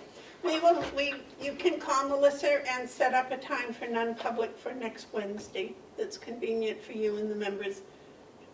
We will be here. We'll just, if you could send us some background information, we'd appreciate it, because I'm sure there are some financial repercussions, not all of them positive. So as much information as you could give me ahead of time, I would appreciate. The document that was sent to Melissa and provided to you has the cost savings in it. It's identified in the document, and all the numbers are in the document, so I have nothing more to send you other than what the plans were going to be. And as I said, we have the plan, the person who put the plan together on the phone here now, and that is Janine Katowski from K Benefit Group, and also working with the NCEU. So all the players are here, and she can explain it to the commissioners far better than I can as far as the cost savings. Mr. Doyle, if you want to talk in public today, we will do it. If you want to talk in non-public, it will be next Wednesday at a time convenient for you and the people involved. I'm sorry, it would have been a non-public had we known ahead of time that was what you wanted, but it wasn't until you started speaking that you told us that it wasn't informational, that it was a non-public. Now, I don't know how else to explain that to you.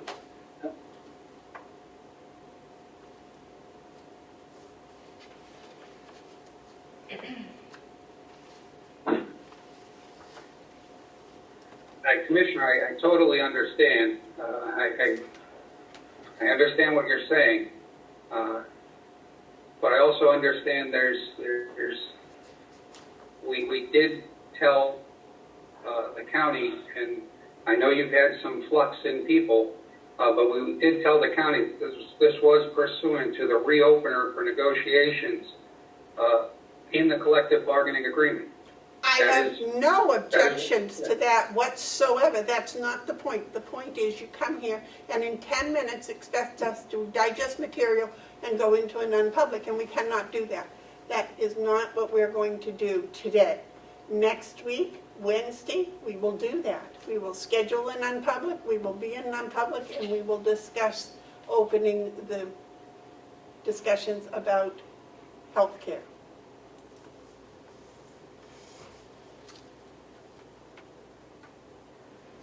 I thank you all of you for your time that you came here today. But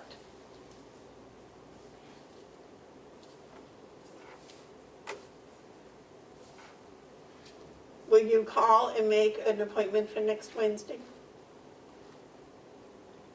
We will make the necessary arrangements to put off what we could do today till next Wednesday, yes. Thank you very much for your consideration and understanding. All right. Next we have the executive coordinator report.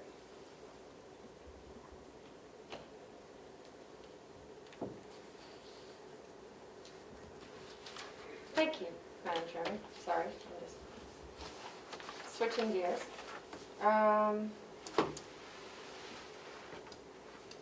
I have 3 things. Unfortunately, those are for non-public.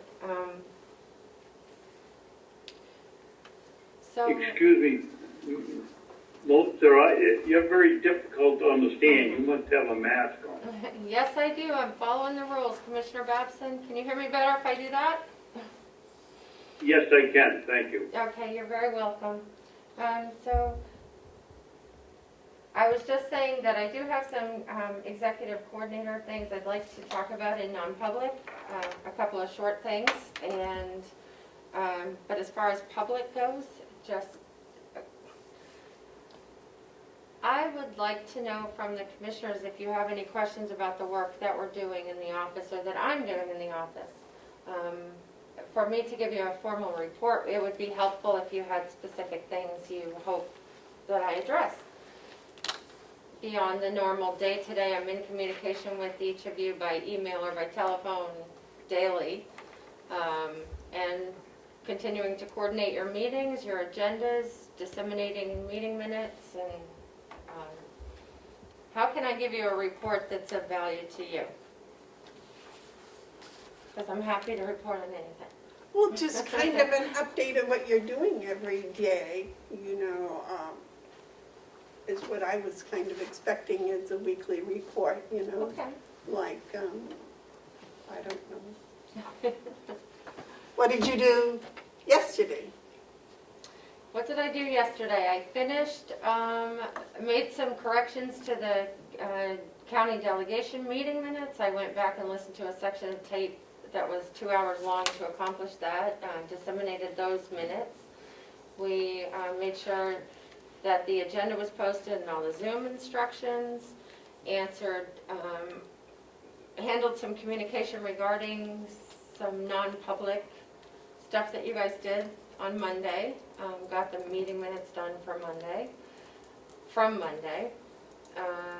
Set up all of the people that are coming to your Zoom today, made sure that they received the invitation and confirmed their attendance. Asked for meeting materials ahead of today that I could disseminate. I met Commissioner Babson outside with his packet for the week. That was yesterday. I think that's, I had lunch yesterday also. But you've been constantly updating and learning with Zoom and Yes. that type of thing. Have you worked at all on the county website? Not as much as I would like to. The barrier to that is being able to meet directly with department heads and with the commissioners and show on paper across the table the suggested changes and, you know, come together for a presentation about what I'd like to do with it and get feedback from everyone. It's been a challenge to be able to do that electronically, you know, to be able to explain so everyone can see what's proposed and see if it works better for everyone. One thing that we are really trying to get squared away is the communication when people contact the website, if they choose the contact us button and so forth. So I'm hoping with your emails all updated and you being able to access them every day that we'll be able to clear that up first. So that's the main thing, being able for the outside world to communicate with us too. That's the type of thing I would expect in a weekly report. Okay. You know, is Sure. that's what you've done. What would you expect, Terry? The same thing, I was just calling Michaela because we got her. Okay. David?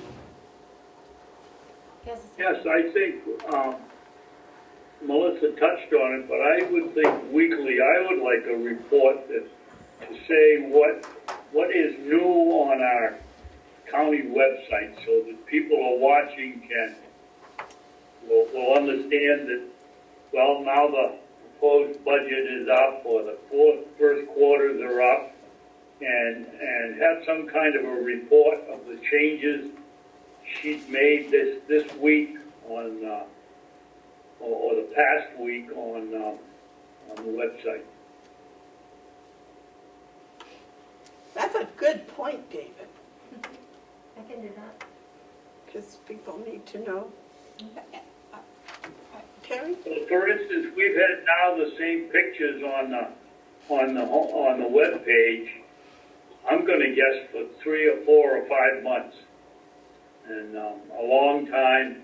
There's tons of pictures we could take around the complex of what's going on, the changes we've made in the energy with the workers. There's a whole bunch of things we could put in the pictures and change them every week and make it more enjoyable for people to see and more informative. And in the interest of infection control and maintaining social distance, I could put my long Zoom on. I'm really looking forward to the day when we can take pictures of each other and people actually working on the complex and highlighting some of their accomplishments, but unfortunately we have to stay apart. The people have to stay apart. Do you have pictures of the parade? I do. Is Lots that of them. something that you could put on the website? I don't see why not. That's what you're talking about, David? Current pictures? Yes, but I have a question. I have a friend that's a photographer, and the person is always checking with someone that they've taken a picture of and get permission to use the picture. Are we going to get in trouble if we start taking pictures of employees and don't tell them we're going to put it on the website?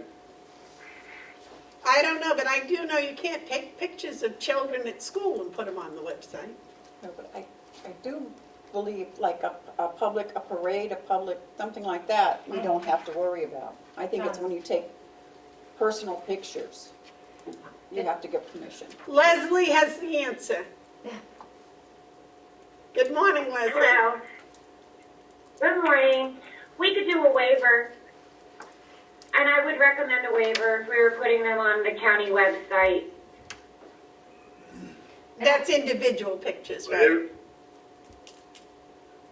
Even like in group shots, whoever's in the picture, we pretty much, if it's from the parade, and they're pictures of residents' family members, we would want to reach out to them and make sure that they're okay with us uploading their picture of them in their car. We also would be able to identify any employees by looking at it and say, hey, we got this great picture of you. Would you mind signing a release so that we can add it to the Facebook page or to the, not the Facebook page, I apologize, the website. And Madam Chair, I'd be happy to work with the nursing home because they have they're pretty socially engaged online and frequently update their Facebook page with pictures of residents, families, public, make sure we're all following the same procedure. I'd be happy to see how they do Did you it. get pictures of the steers and the parade? I did. Mm-hmm. Yeah, I did. Well, it's just We can definitely get that approved. That's a farm thing, yes, I'm sure. David? Yeah, when a new employee comes to work here or a new resident, can we put on their sign-in sheet that they're giving permission to use their picture with good judgment? You don't want to have somebody that's out straight, but I think we're just adding more work to Melissa. If every single time we take a picture, we got to send out a release. That doesn't make any sense at all. But if we could get a general release from them when they come, we have a contract with a paver. Do you mind if we put a picture of your trucks in the backyard paving the fire road on the contra on the thing they signed? Maybe it should be a standard line in our request for a quote. How much is the job, and would you be opposed to having letting us use your picture? Yeah, I think Good idea, we could do that. I think I can probably figure it out. some sort of a standard thing for everybody. Sounds good. Yep. Okay. All right.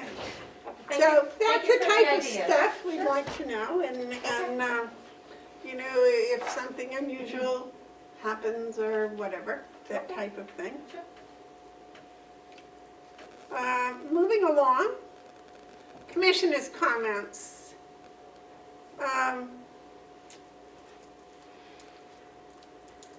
Terry, do you have any commissioners' comments? I do not. David, you had water dispensers? I had it 2 weeks ago, we never got around to it last week, so I put it in again this week. Yes, I'd like to discuss the situation with water dispensers. It just boggles my mind that we have 6 water dispensers that we're paying for in the administration building.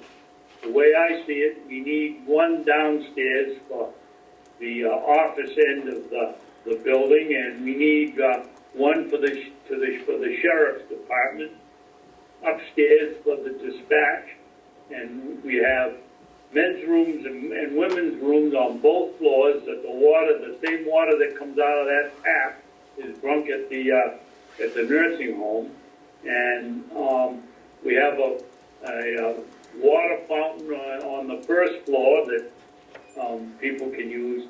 Why are we spending $54 a month to get water containers, water dispensers in the administration building? We only need 2. We ought to be paying $18 a month, and that's it.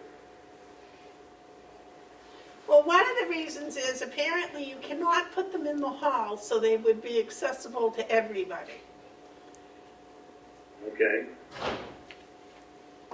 Bob What explained that. prevents them to? Go ahead. What prevents somebody from the registrar office coming down into the finance office a whole probably 50 feet and getting your water? Why do you have to have one in that office? Why does the county attorney have to have one? Why not put one in the delegation room upstairs that everybody could use? I just don't understand it. Well, you might ask dispatch because they have one in theirs, and that's inaccessible to others. That's acceptable. The attorney has one in hers, and that's inaccessible to others. Downstairs, they have one in Deeds that is accessible to everybody, I believe. They have one in the bookkeeper's office that is not accessible to anybody.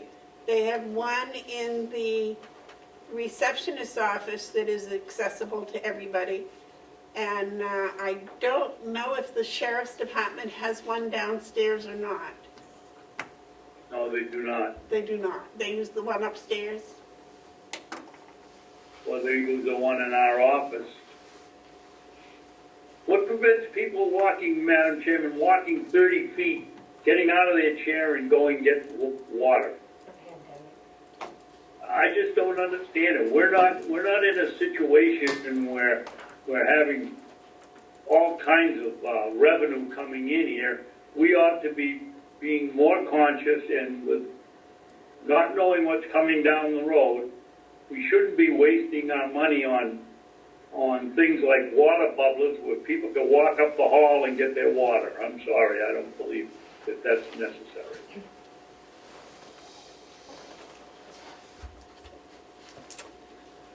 Did you have any other comments, David? No. You want to do something about the water dispensers or not? I'm not sure what to do about them. I think we need one in the delegation room. But I had always wanted one in the hall downstairs and one in the hall upstairs, but I was told that that's not feasible. You can't do that, so I don't know if I... And who told you that? Bob. And what was his reasoning? I don't know, and if I had known we were going to have a discussion about that, I would have asked him to, to come back. It may have been plumbing. I'm not sure. Maybe electrical. I don't know. I don't know what the story is. I don't think it's plumbing because they have their own water on top. It may have been just having too many people accessible to it. I don't know.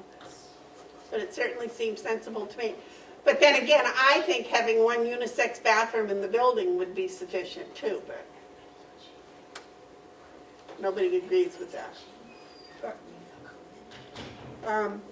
We can ask, I don't know who to ask about putting one in the hall other than Bob. You might ask the water company if they have objections to it, or you might send an email to the different department heads that have the water bubblers and ask them to, if they would be willing to have one, just one in the hall. I don't know how fast the water would disappear if it was in the hall, though. I don't know how much water is used.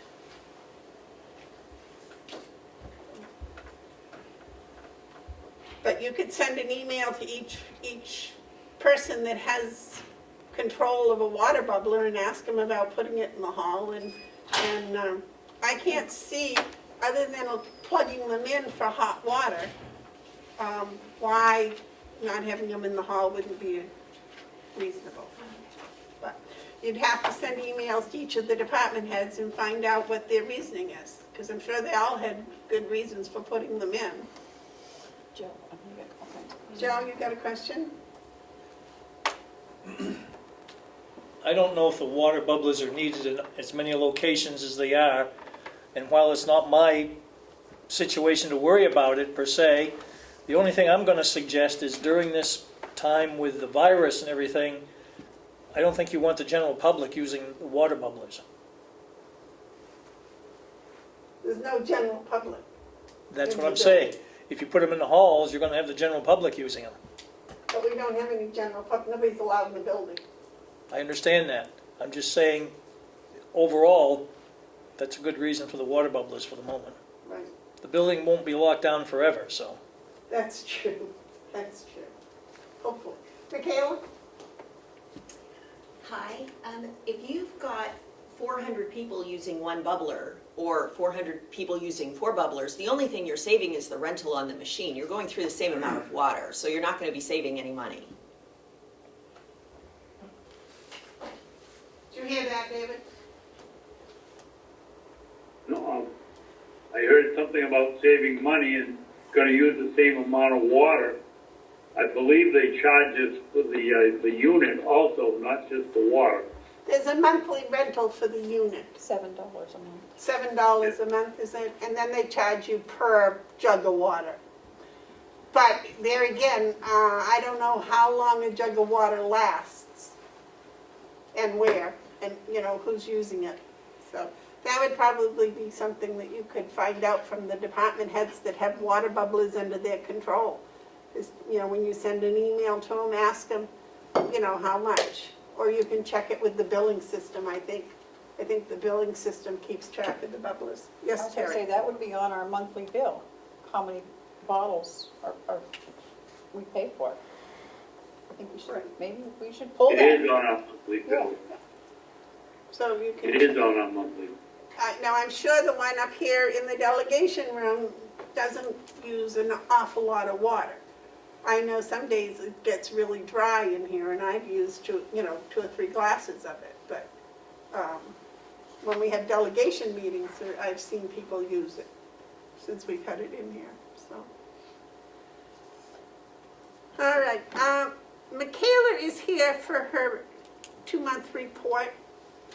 If we may go on, you want to come up here and join us? Just try to stay 6 feet away from us. I will do that.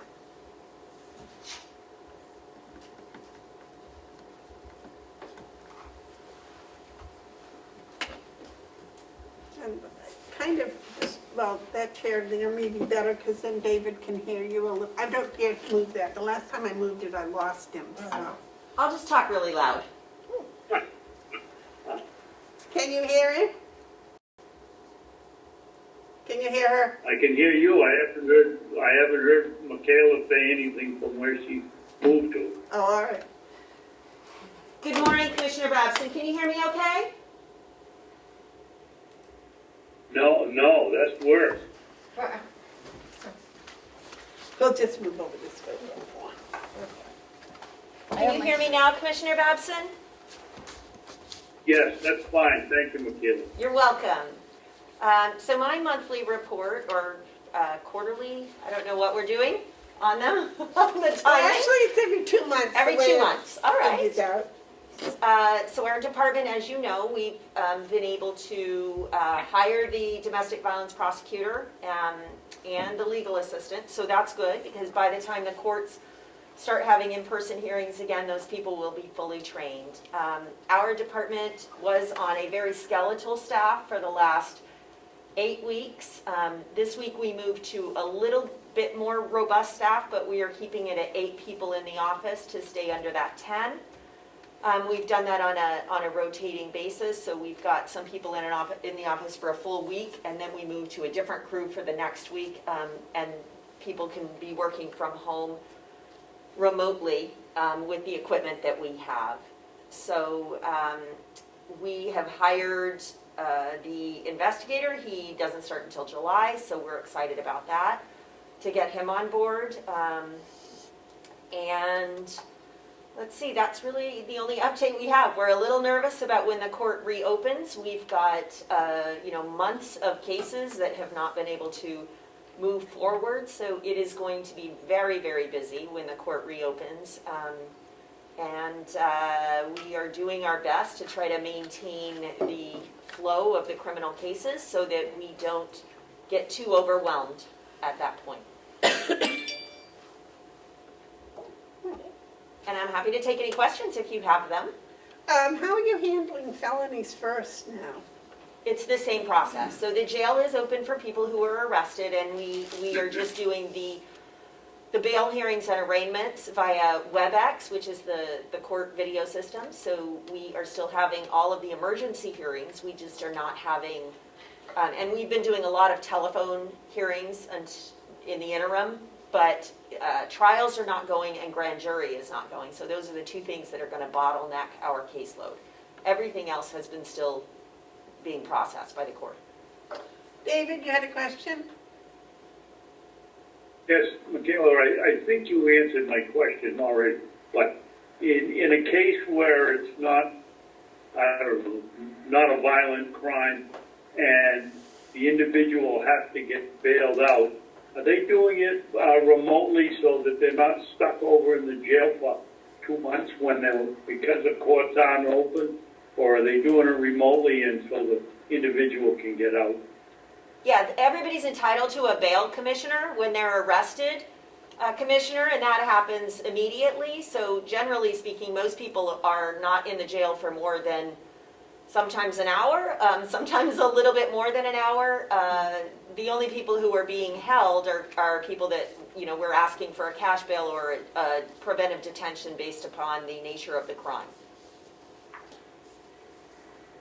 Thank you.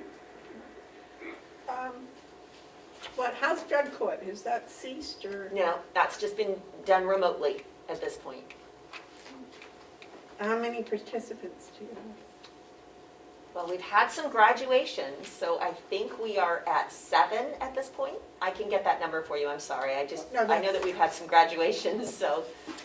I just knew that, I was curious as to with the COVID, how that was being handled. And so the court is still involved in that. Yes, everything is still moving forward. It's imperative that maintain. We want to make sure that we're keeping these people on a good track so that they have the best recipe for success. Now, did I see that in the newspaper that some trial went on? Was it trial or it was a shoplifter or something?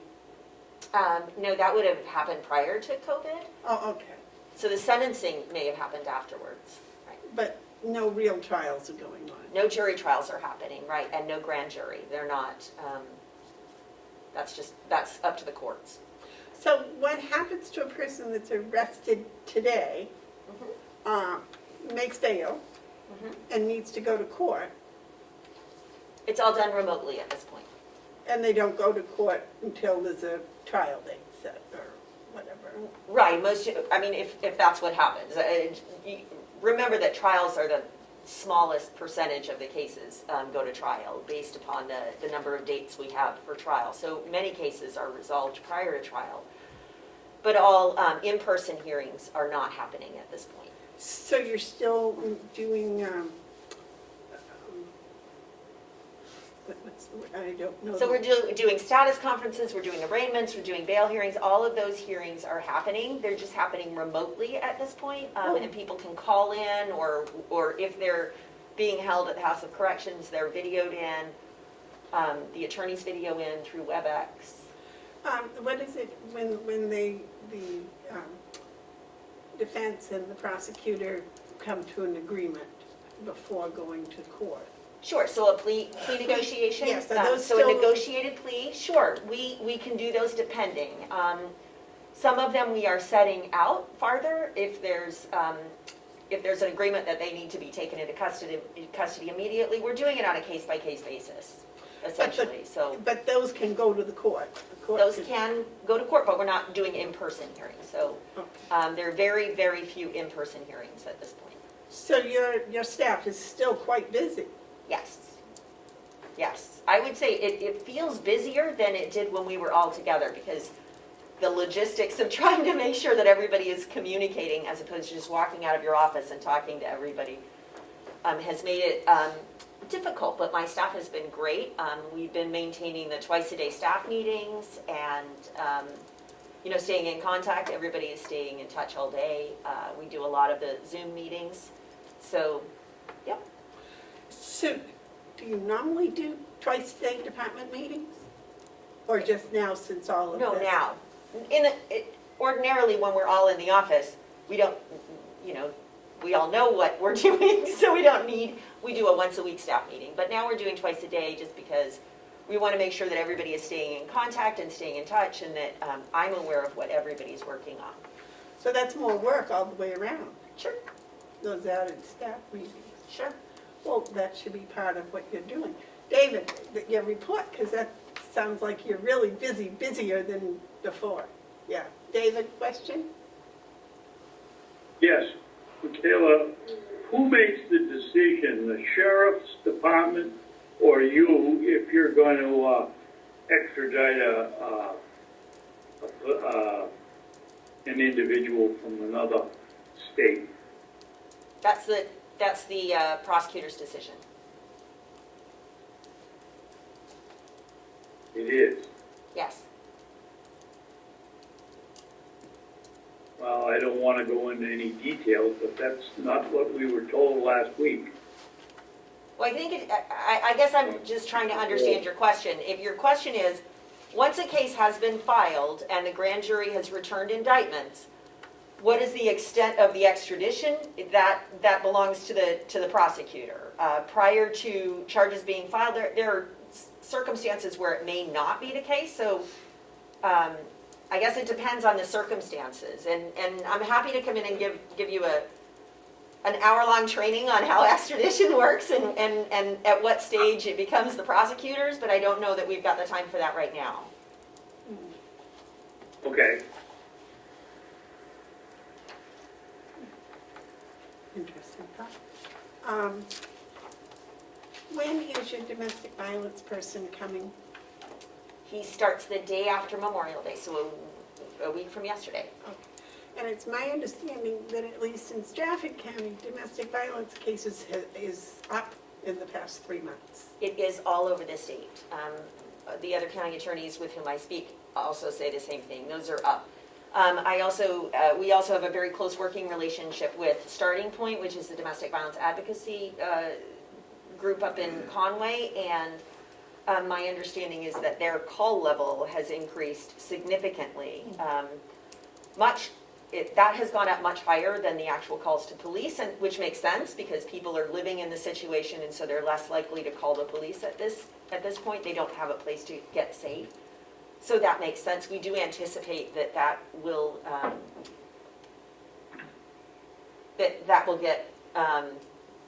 go up higher when the quarantine period is over. Sorry, that light is really. This is awful Yeah. for you. Yeah. Sorry. Okay, well, that's why I thought that chair was up this way far enough, so it wasn't. Any questions for the county attorney? David, any other county attorney questions? No, thank you for coming in. Thank you for having me. Thank you, Nicole. Thank you. Thank you for this tremendous amount of work that you're doing for the COVID. We're all working hard in the county, so I think that needs to go out to everybody. Thank you. Thank you. Okay, back to commissioners' comments. David, you had one on here for the IDN payment? I don't remember putting it on. No, Madam Chair, I had asked, I thought you mentioned it in an email that you would bring it, you were consulting with the finance director, and then you would talk about it this week. I could find that email. It was about I said that? No, I did. No, I don't think I said that. no. No, David, remember I sent you an email saying that on last Wednesday I spoke with Kathy about the money that had been encumbered for, Yes, the 44,000 or the $40,000 that was missing. Or we paid, Don't say missing. isn't that the one? yes, but it wasn't missing. I mean, we had $60,000 we encumbered for IDN. Yes. And that money is available. Kathy did talk with the auditors, and if we would like to use that money to pay Health and Human Services the balance of what they feel that we owe them.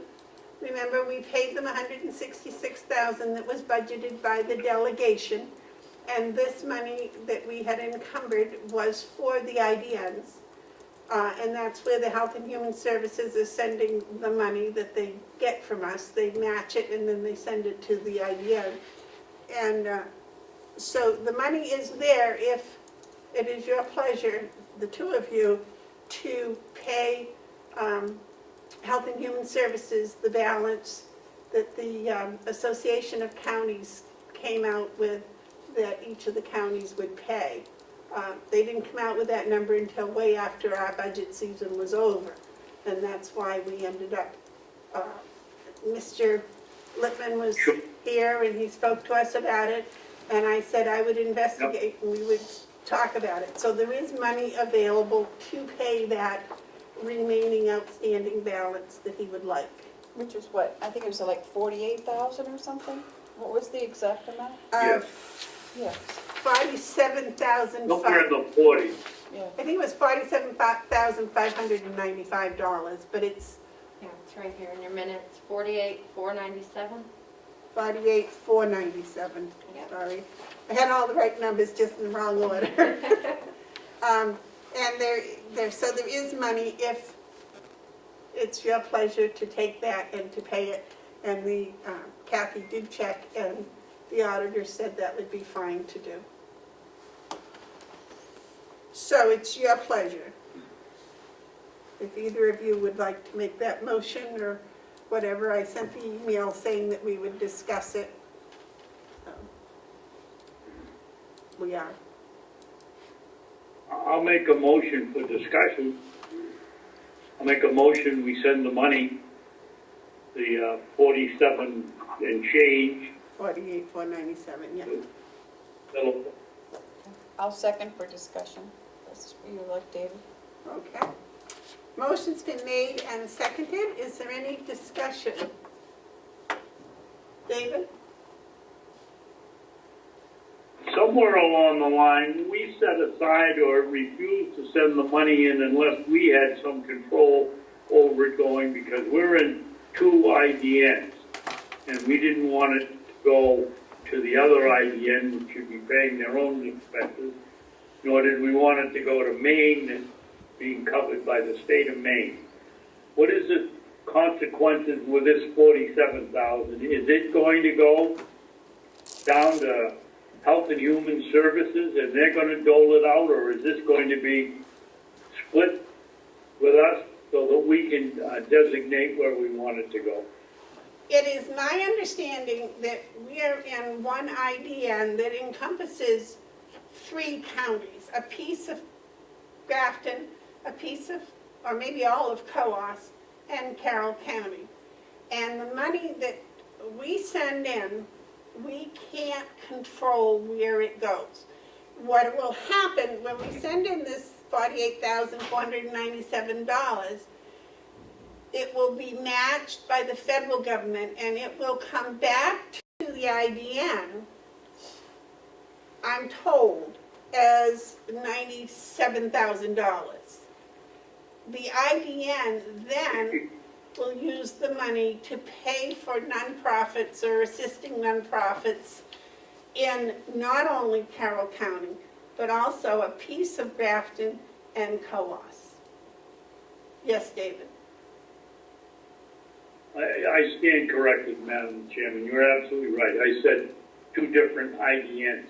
What I meant to say was our IDN covers 2 or 3, well, Cuba covers 3 counties. And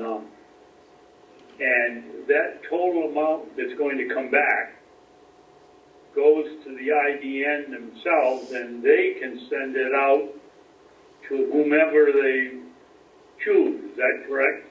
Yes, and when they have met with us, they have somewhat guaranteed that it gets distributed equally, because COAS is also sending in money that gets matched, and Grafton is sending in money that gets matched.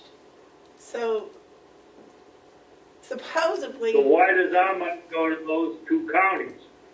Why aren't we sending in our money, getting it doubled, and spending and spending it in Carroll County if the other 2 have their own IDNs? I don't think they do. They don't have their own IDNs. They share an IDN with us. With us, yes. Okay. But they contribute. Right. They contribute their money, just like we contribute our money, and it all goes into a big pot, and it gets matched by the government. And then all of that comes back to the IDN, and the IDN distributes the money away. I understand how it works, Madam Chairman. Do the other two counties have any restriction on where their money goes? No. Are they saying the same thing that we are, that they're sending the money in Grafton County and they want to come back in Coas County?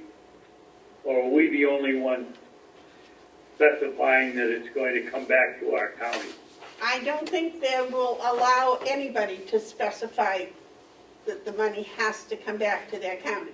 The day the IDN was here, the people from the IDN, they said that when the money comes back, we end up with actually more than what we contribute because of the government match. But they wouldn't guarantee it was twice what we contributed. But over time, supposedly, it would. Because at one time, we got a lot more money because we had the jail having a grant and Whitehorse and some others. And it's federal money, so I imagine, like everything else, they can, when they get the money back, they can't say where it goes because it's federal money, so it has to go everywhere. Right. I'm frankly opposed to sending money to anybody that my taxpayers pay and not getting back a guarantee that the money that we get back will be spent here or in our county. Well, they won't do that, unfortunately. And apparently the Association of Counties came up with an agreement with the state that we would pay so much per Medicaid person in the county. And that's where we were short on the $166,000. And that's why they said that we owe them this balance of $48,497.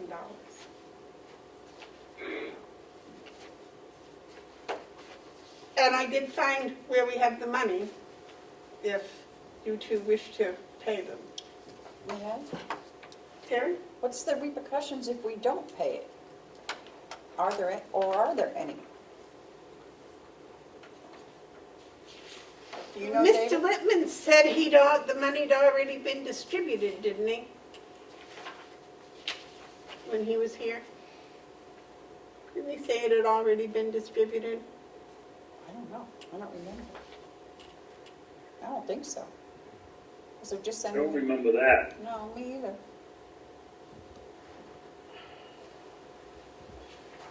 Madam Chairman, I have a point of order.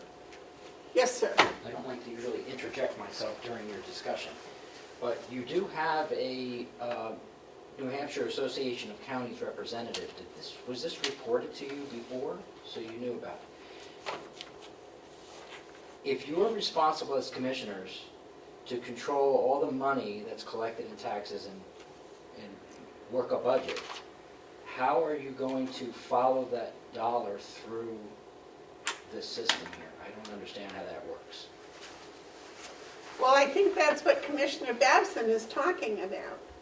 He would like to see that $1 we send gets doubled and then it comes right back to Carroll County, and he can see where it's gone and what it's being spent on. Am I correct, David, in interpreting that? Or I want to see at least what we send in come back. If the government wants to double it and give it somewhere else, that's fine. But I don't want to send the money in and have it spent in another county. We get back what we send in, and if it's doubled and comes back to us, that's all the better. But if they don't double it and it just comes back, we at least ought to get back what we paid. Well, I think that's what Mr. Littman was saying, was that it was going to, the difference between our taking the money and distributing it and our sending it to Health and Human Services, is that Health and Human Services would get the money doubled and then send it back to the IDN, not the county, but the IDN. And the IDN helps more than just Carroll County. Yeah.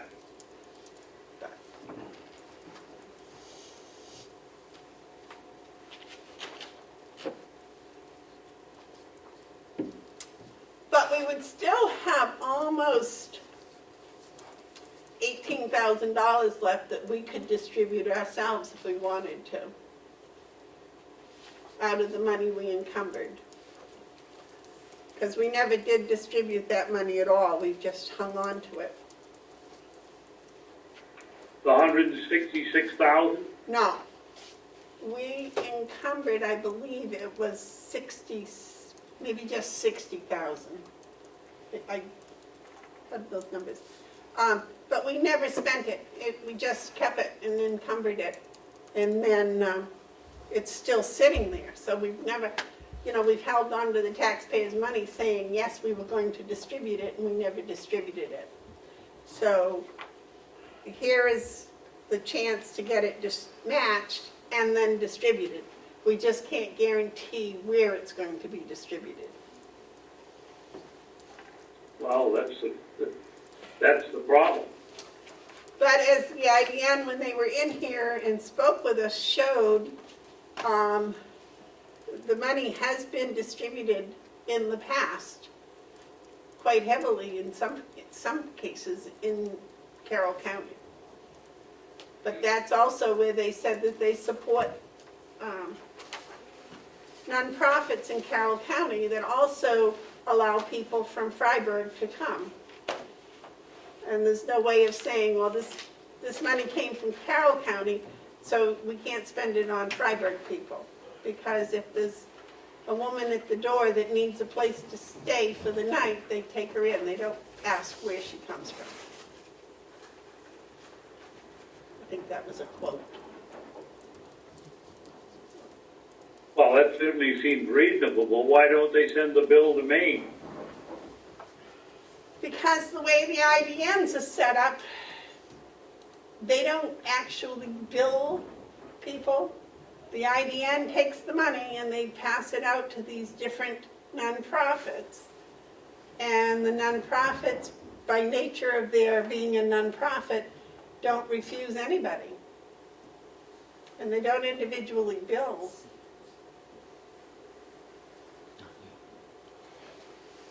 Well, I'm not advocating they lock anybody out, but I am advocating that they ought to have a billing system when they take somebody in from another state and a Carroll County resident is paid to have that facility open. The Maine Health and Human Services ought to be willing to pay some kind of a stipend for the room that individual takes up in Carroll County. Well, the theory is that there are individuals from New Hampshire in Maine taking up room. There are individuals, same way with Vermont, that, you know, these border towns deal with each other and... Well, it should work the same way. We should be paying Maine and we should be paying Vermont. Well, if they're taking in our residents. That's how we ended up getting this IBM distribution from the Association of Counties, remember? They went through each county, took and tried to figure out how many that were there that were on Medicaid, and that's what every county would pay, whereas before every county was paying, you know, it wasn't based on any numbers of people. So maybe the next step will do that. Maybe they will expand to state by state. But today they're not doing it. Today, Mr. Lippman would like $48,497.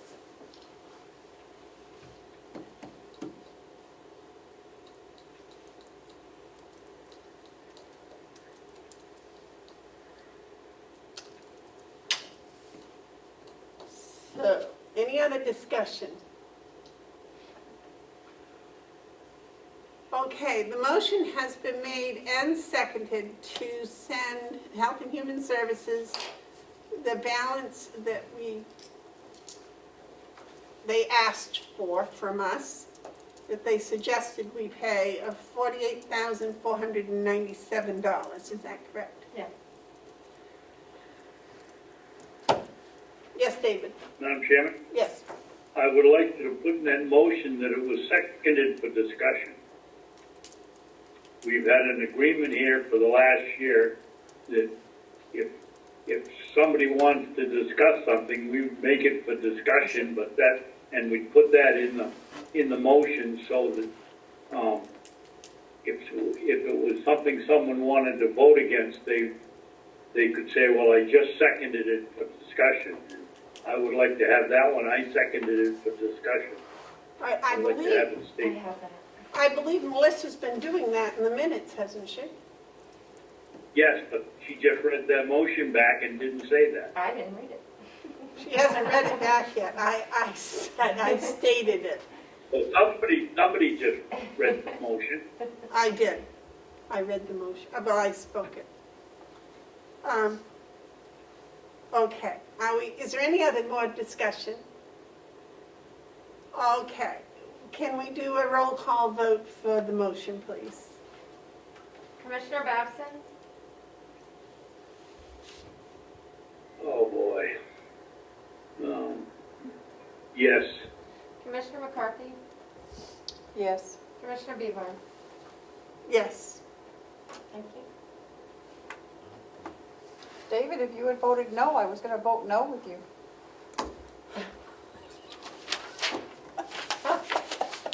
Oh, we missed that one. We're both on the prevailing side, so we can reconsider it. I don't know, there's so many people that need help, I can't see Yeah, it's tough. shorting, but I'm not happy with the way the system is working.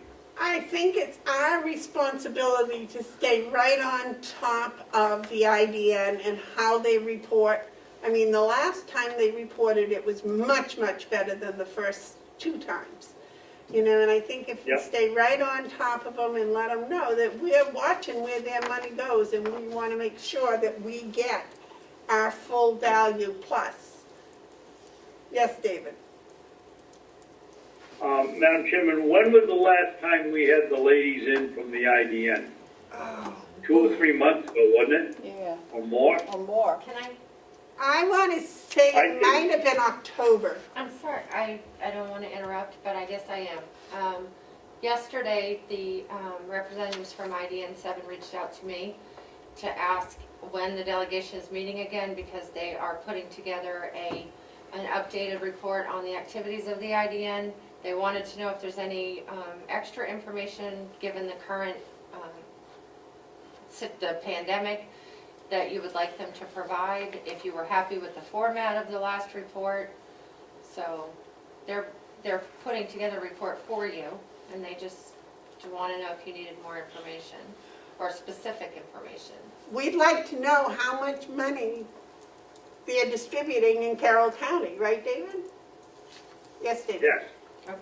My suggestion was going to be, I thought it was 3 months, but if you say it was 6 months, that we invite them in again next week or the week after and find out just exactly where they are. And the trouble with a report is it gives them plenty of time to sit there and figure out what they're going to say.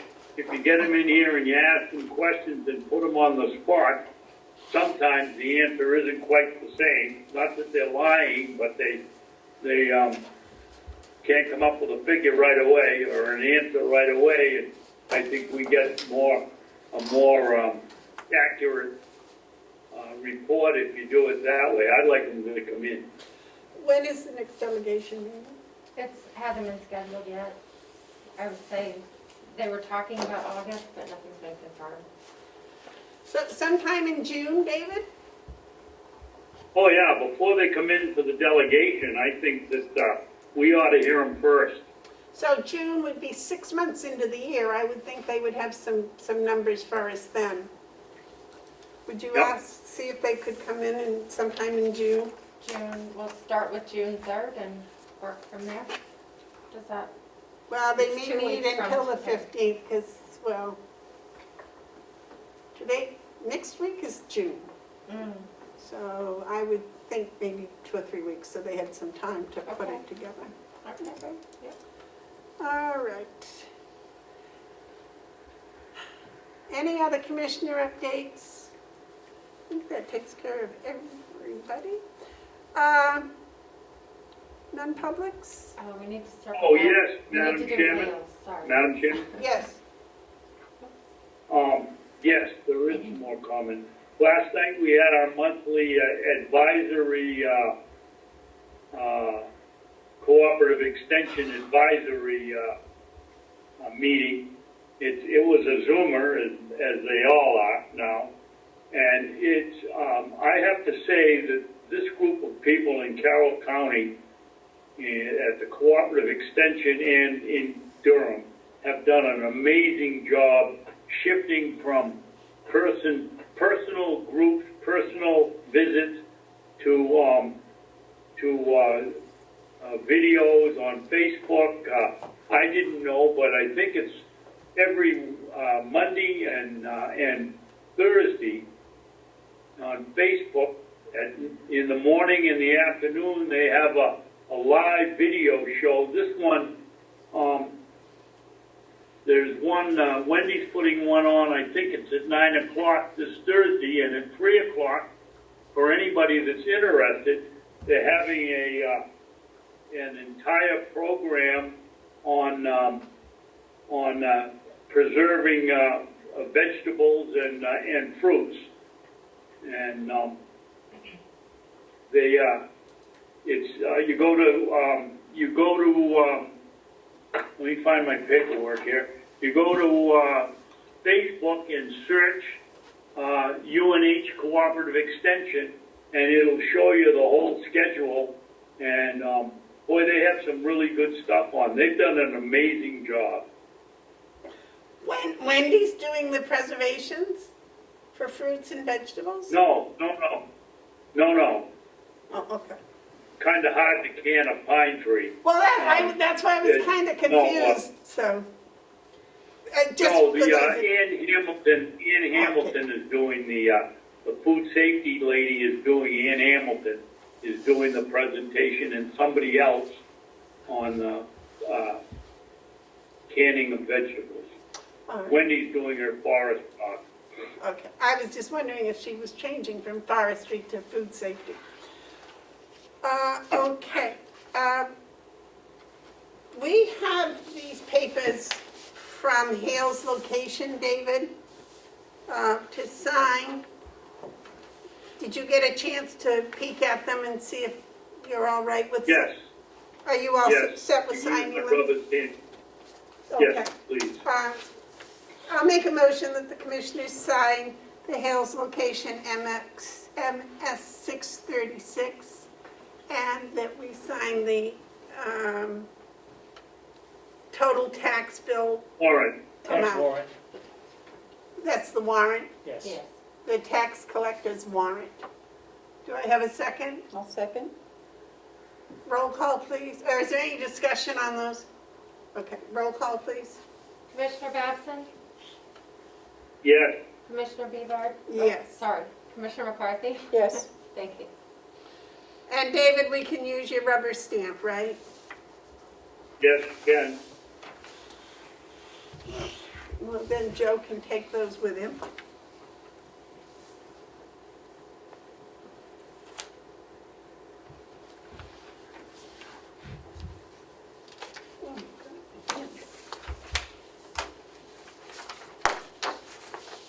Just two? Okay. Yeah, there's just 2 pages, I think. Yeah. All right, non-public, what do we have? Thank you. We have, okay, I make a motion, we go into non-public under RSA 91A32B, the hiring of any person as a public employee. What were yours? That was A. Yeah, I'm okay with that one. And then one is C. RSA 91A32C, matters which, if discussed in public, would likely affect adversely the reputation of any person other than a member of the public body, unless such person requests an open meeting. This exemption shall extend to include any application for assistance or tax abatement or waiver of a fee, fine, or other levy if based on inability to pay or poverty of the application. So that would be session number 3, because 1 and 2 were covered under B. Okay? Okay. Anything The else? other one is the compensation, is it dismissal, promotion, compensation. Okay. RSA 91A32A, the dismissal, promotion, or compensation of any public employee or the disciplining of such employee or the investigation of any charges against him or her unless the employee affected has a right to a public meeting and requests that the meeting be open, in which case the request shall be granted. Anything else? Do you have one? Nope. Nope, I do not. All set. All right, wait a second. I'll second. Roll call, please. Commissioner Babson? Yes, Commissioner McCarthy? Yes. Commissioner Bevard? Yes. Okay. You ready, Ed? Yes. I'm always ready. All right, I Ready, make Eddie? Ready? a motion, we come out of non-public. Do I have a second? Second. All those in favor, roll call? Commissioner Babson? yes. Commissioner McCarthy? Commissioner Bevard? Yes. I make a motion that we seal all of them, right? There wasn't anything that should go public today, right? I wouldn't think so. No. Okay. I make a motion, we seal the minutes from non-public. Second. Roll call, please. Commissioner Babson? Yes, Commissioner McCarthy? Yes. Commissioner Bevard? Yes. Thank you. All right, Melissa tells me that we need to take a vote to authorize me to sign the New Hampshire interlocal trust documents from a week or two ago that we signed them. Or that you approved. You approved the We agreement. approved, Yeah. we approved, but they haven't been signed. And apparently only one person needs to sign them. There's one line, yeah. David? Yes, I got a call from Mr. Ritchie wanting to know whether there was any way to bring the subject up again, and I told him that in order to reconsider, you had to be on the prevailing side, and unfortunately, I wasn't, so he had to call one of the two of you or both of you, and did he do that? I don't believe so, not me.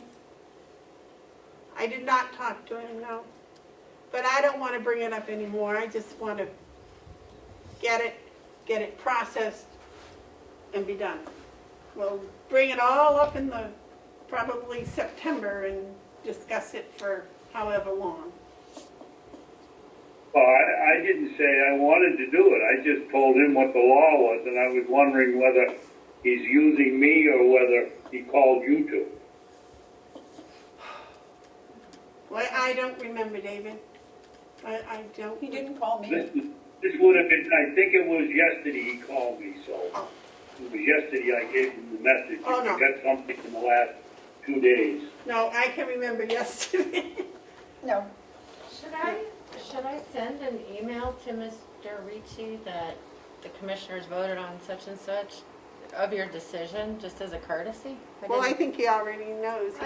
David told him. He already knows. He told me he was watching him. He knew there'd been a vote. Yeah. Okay, just normally I like to follow up formally, but, okay. Okay, that's fine. So, When did he call? I'm sorry. When did we he call still me? need a vote to authorize me to sign the New Hampshire interlocal trust documents that we approved 2 weeks ago or a week ago.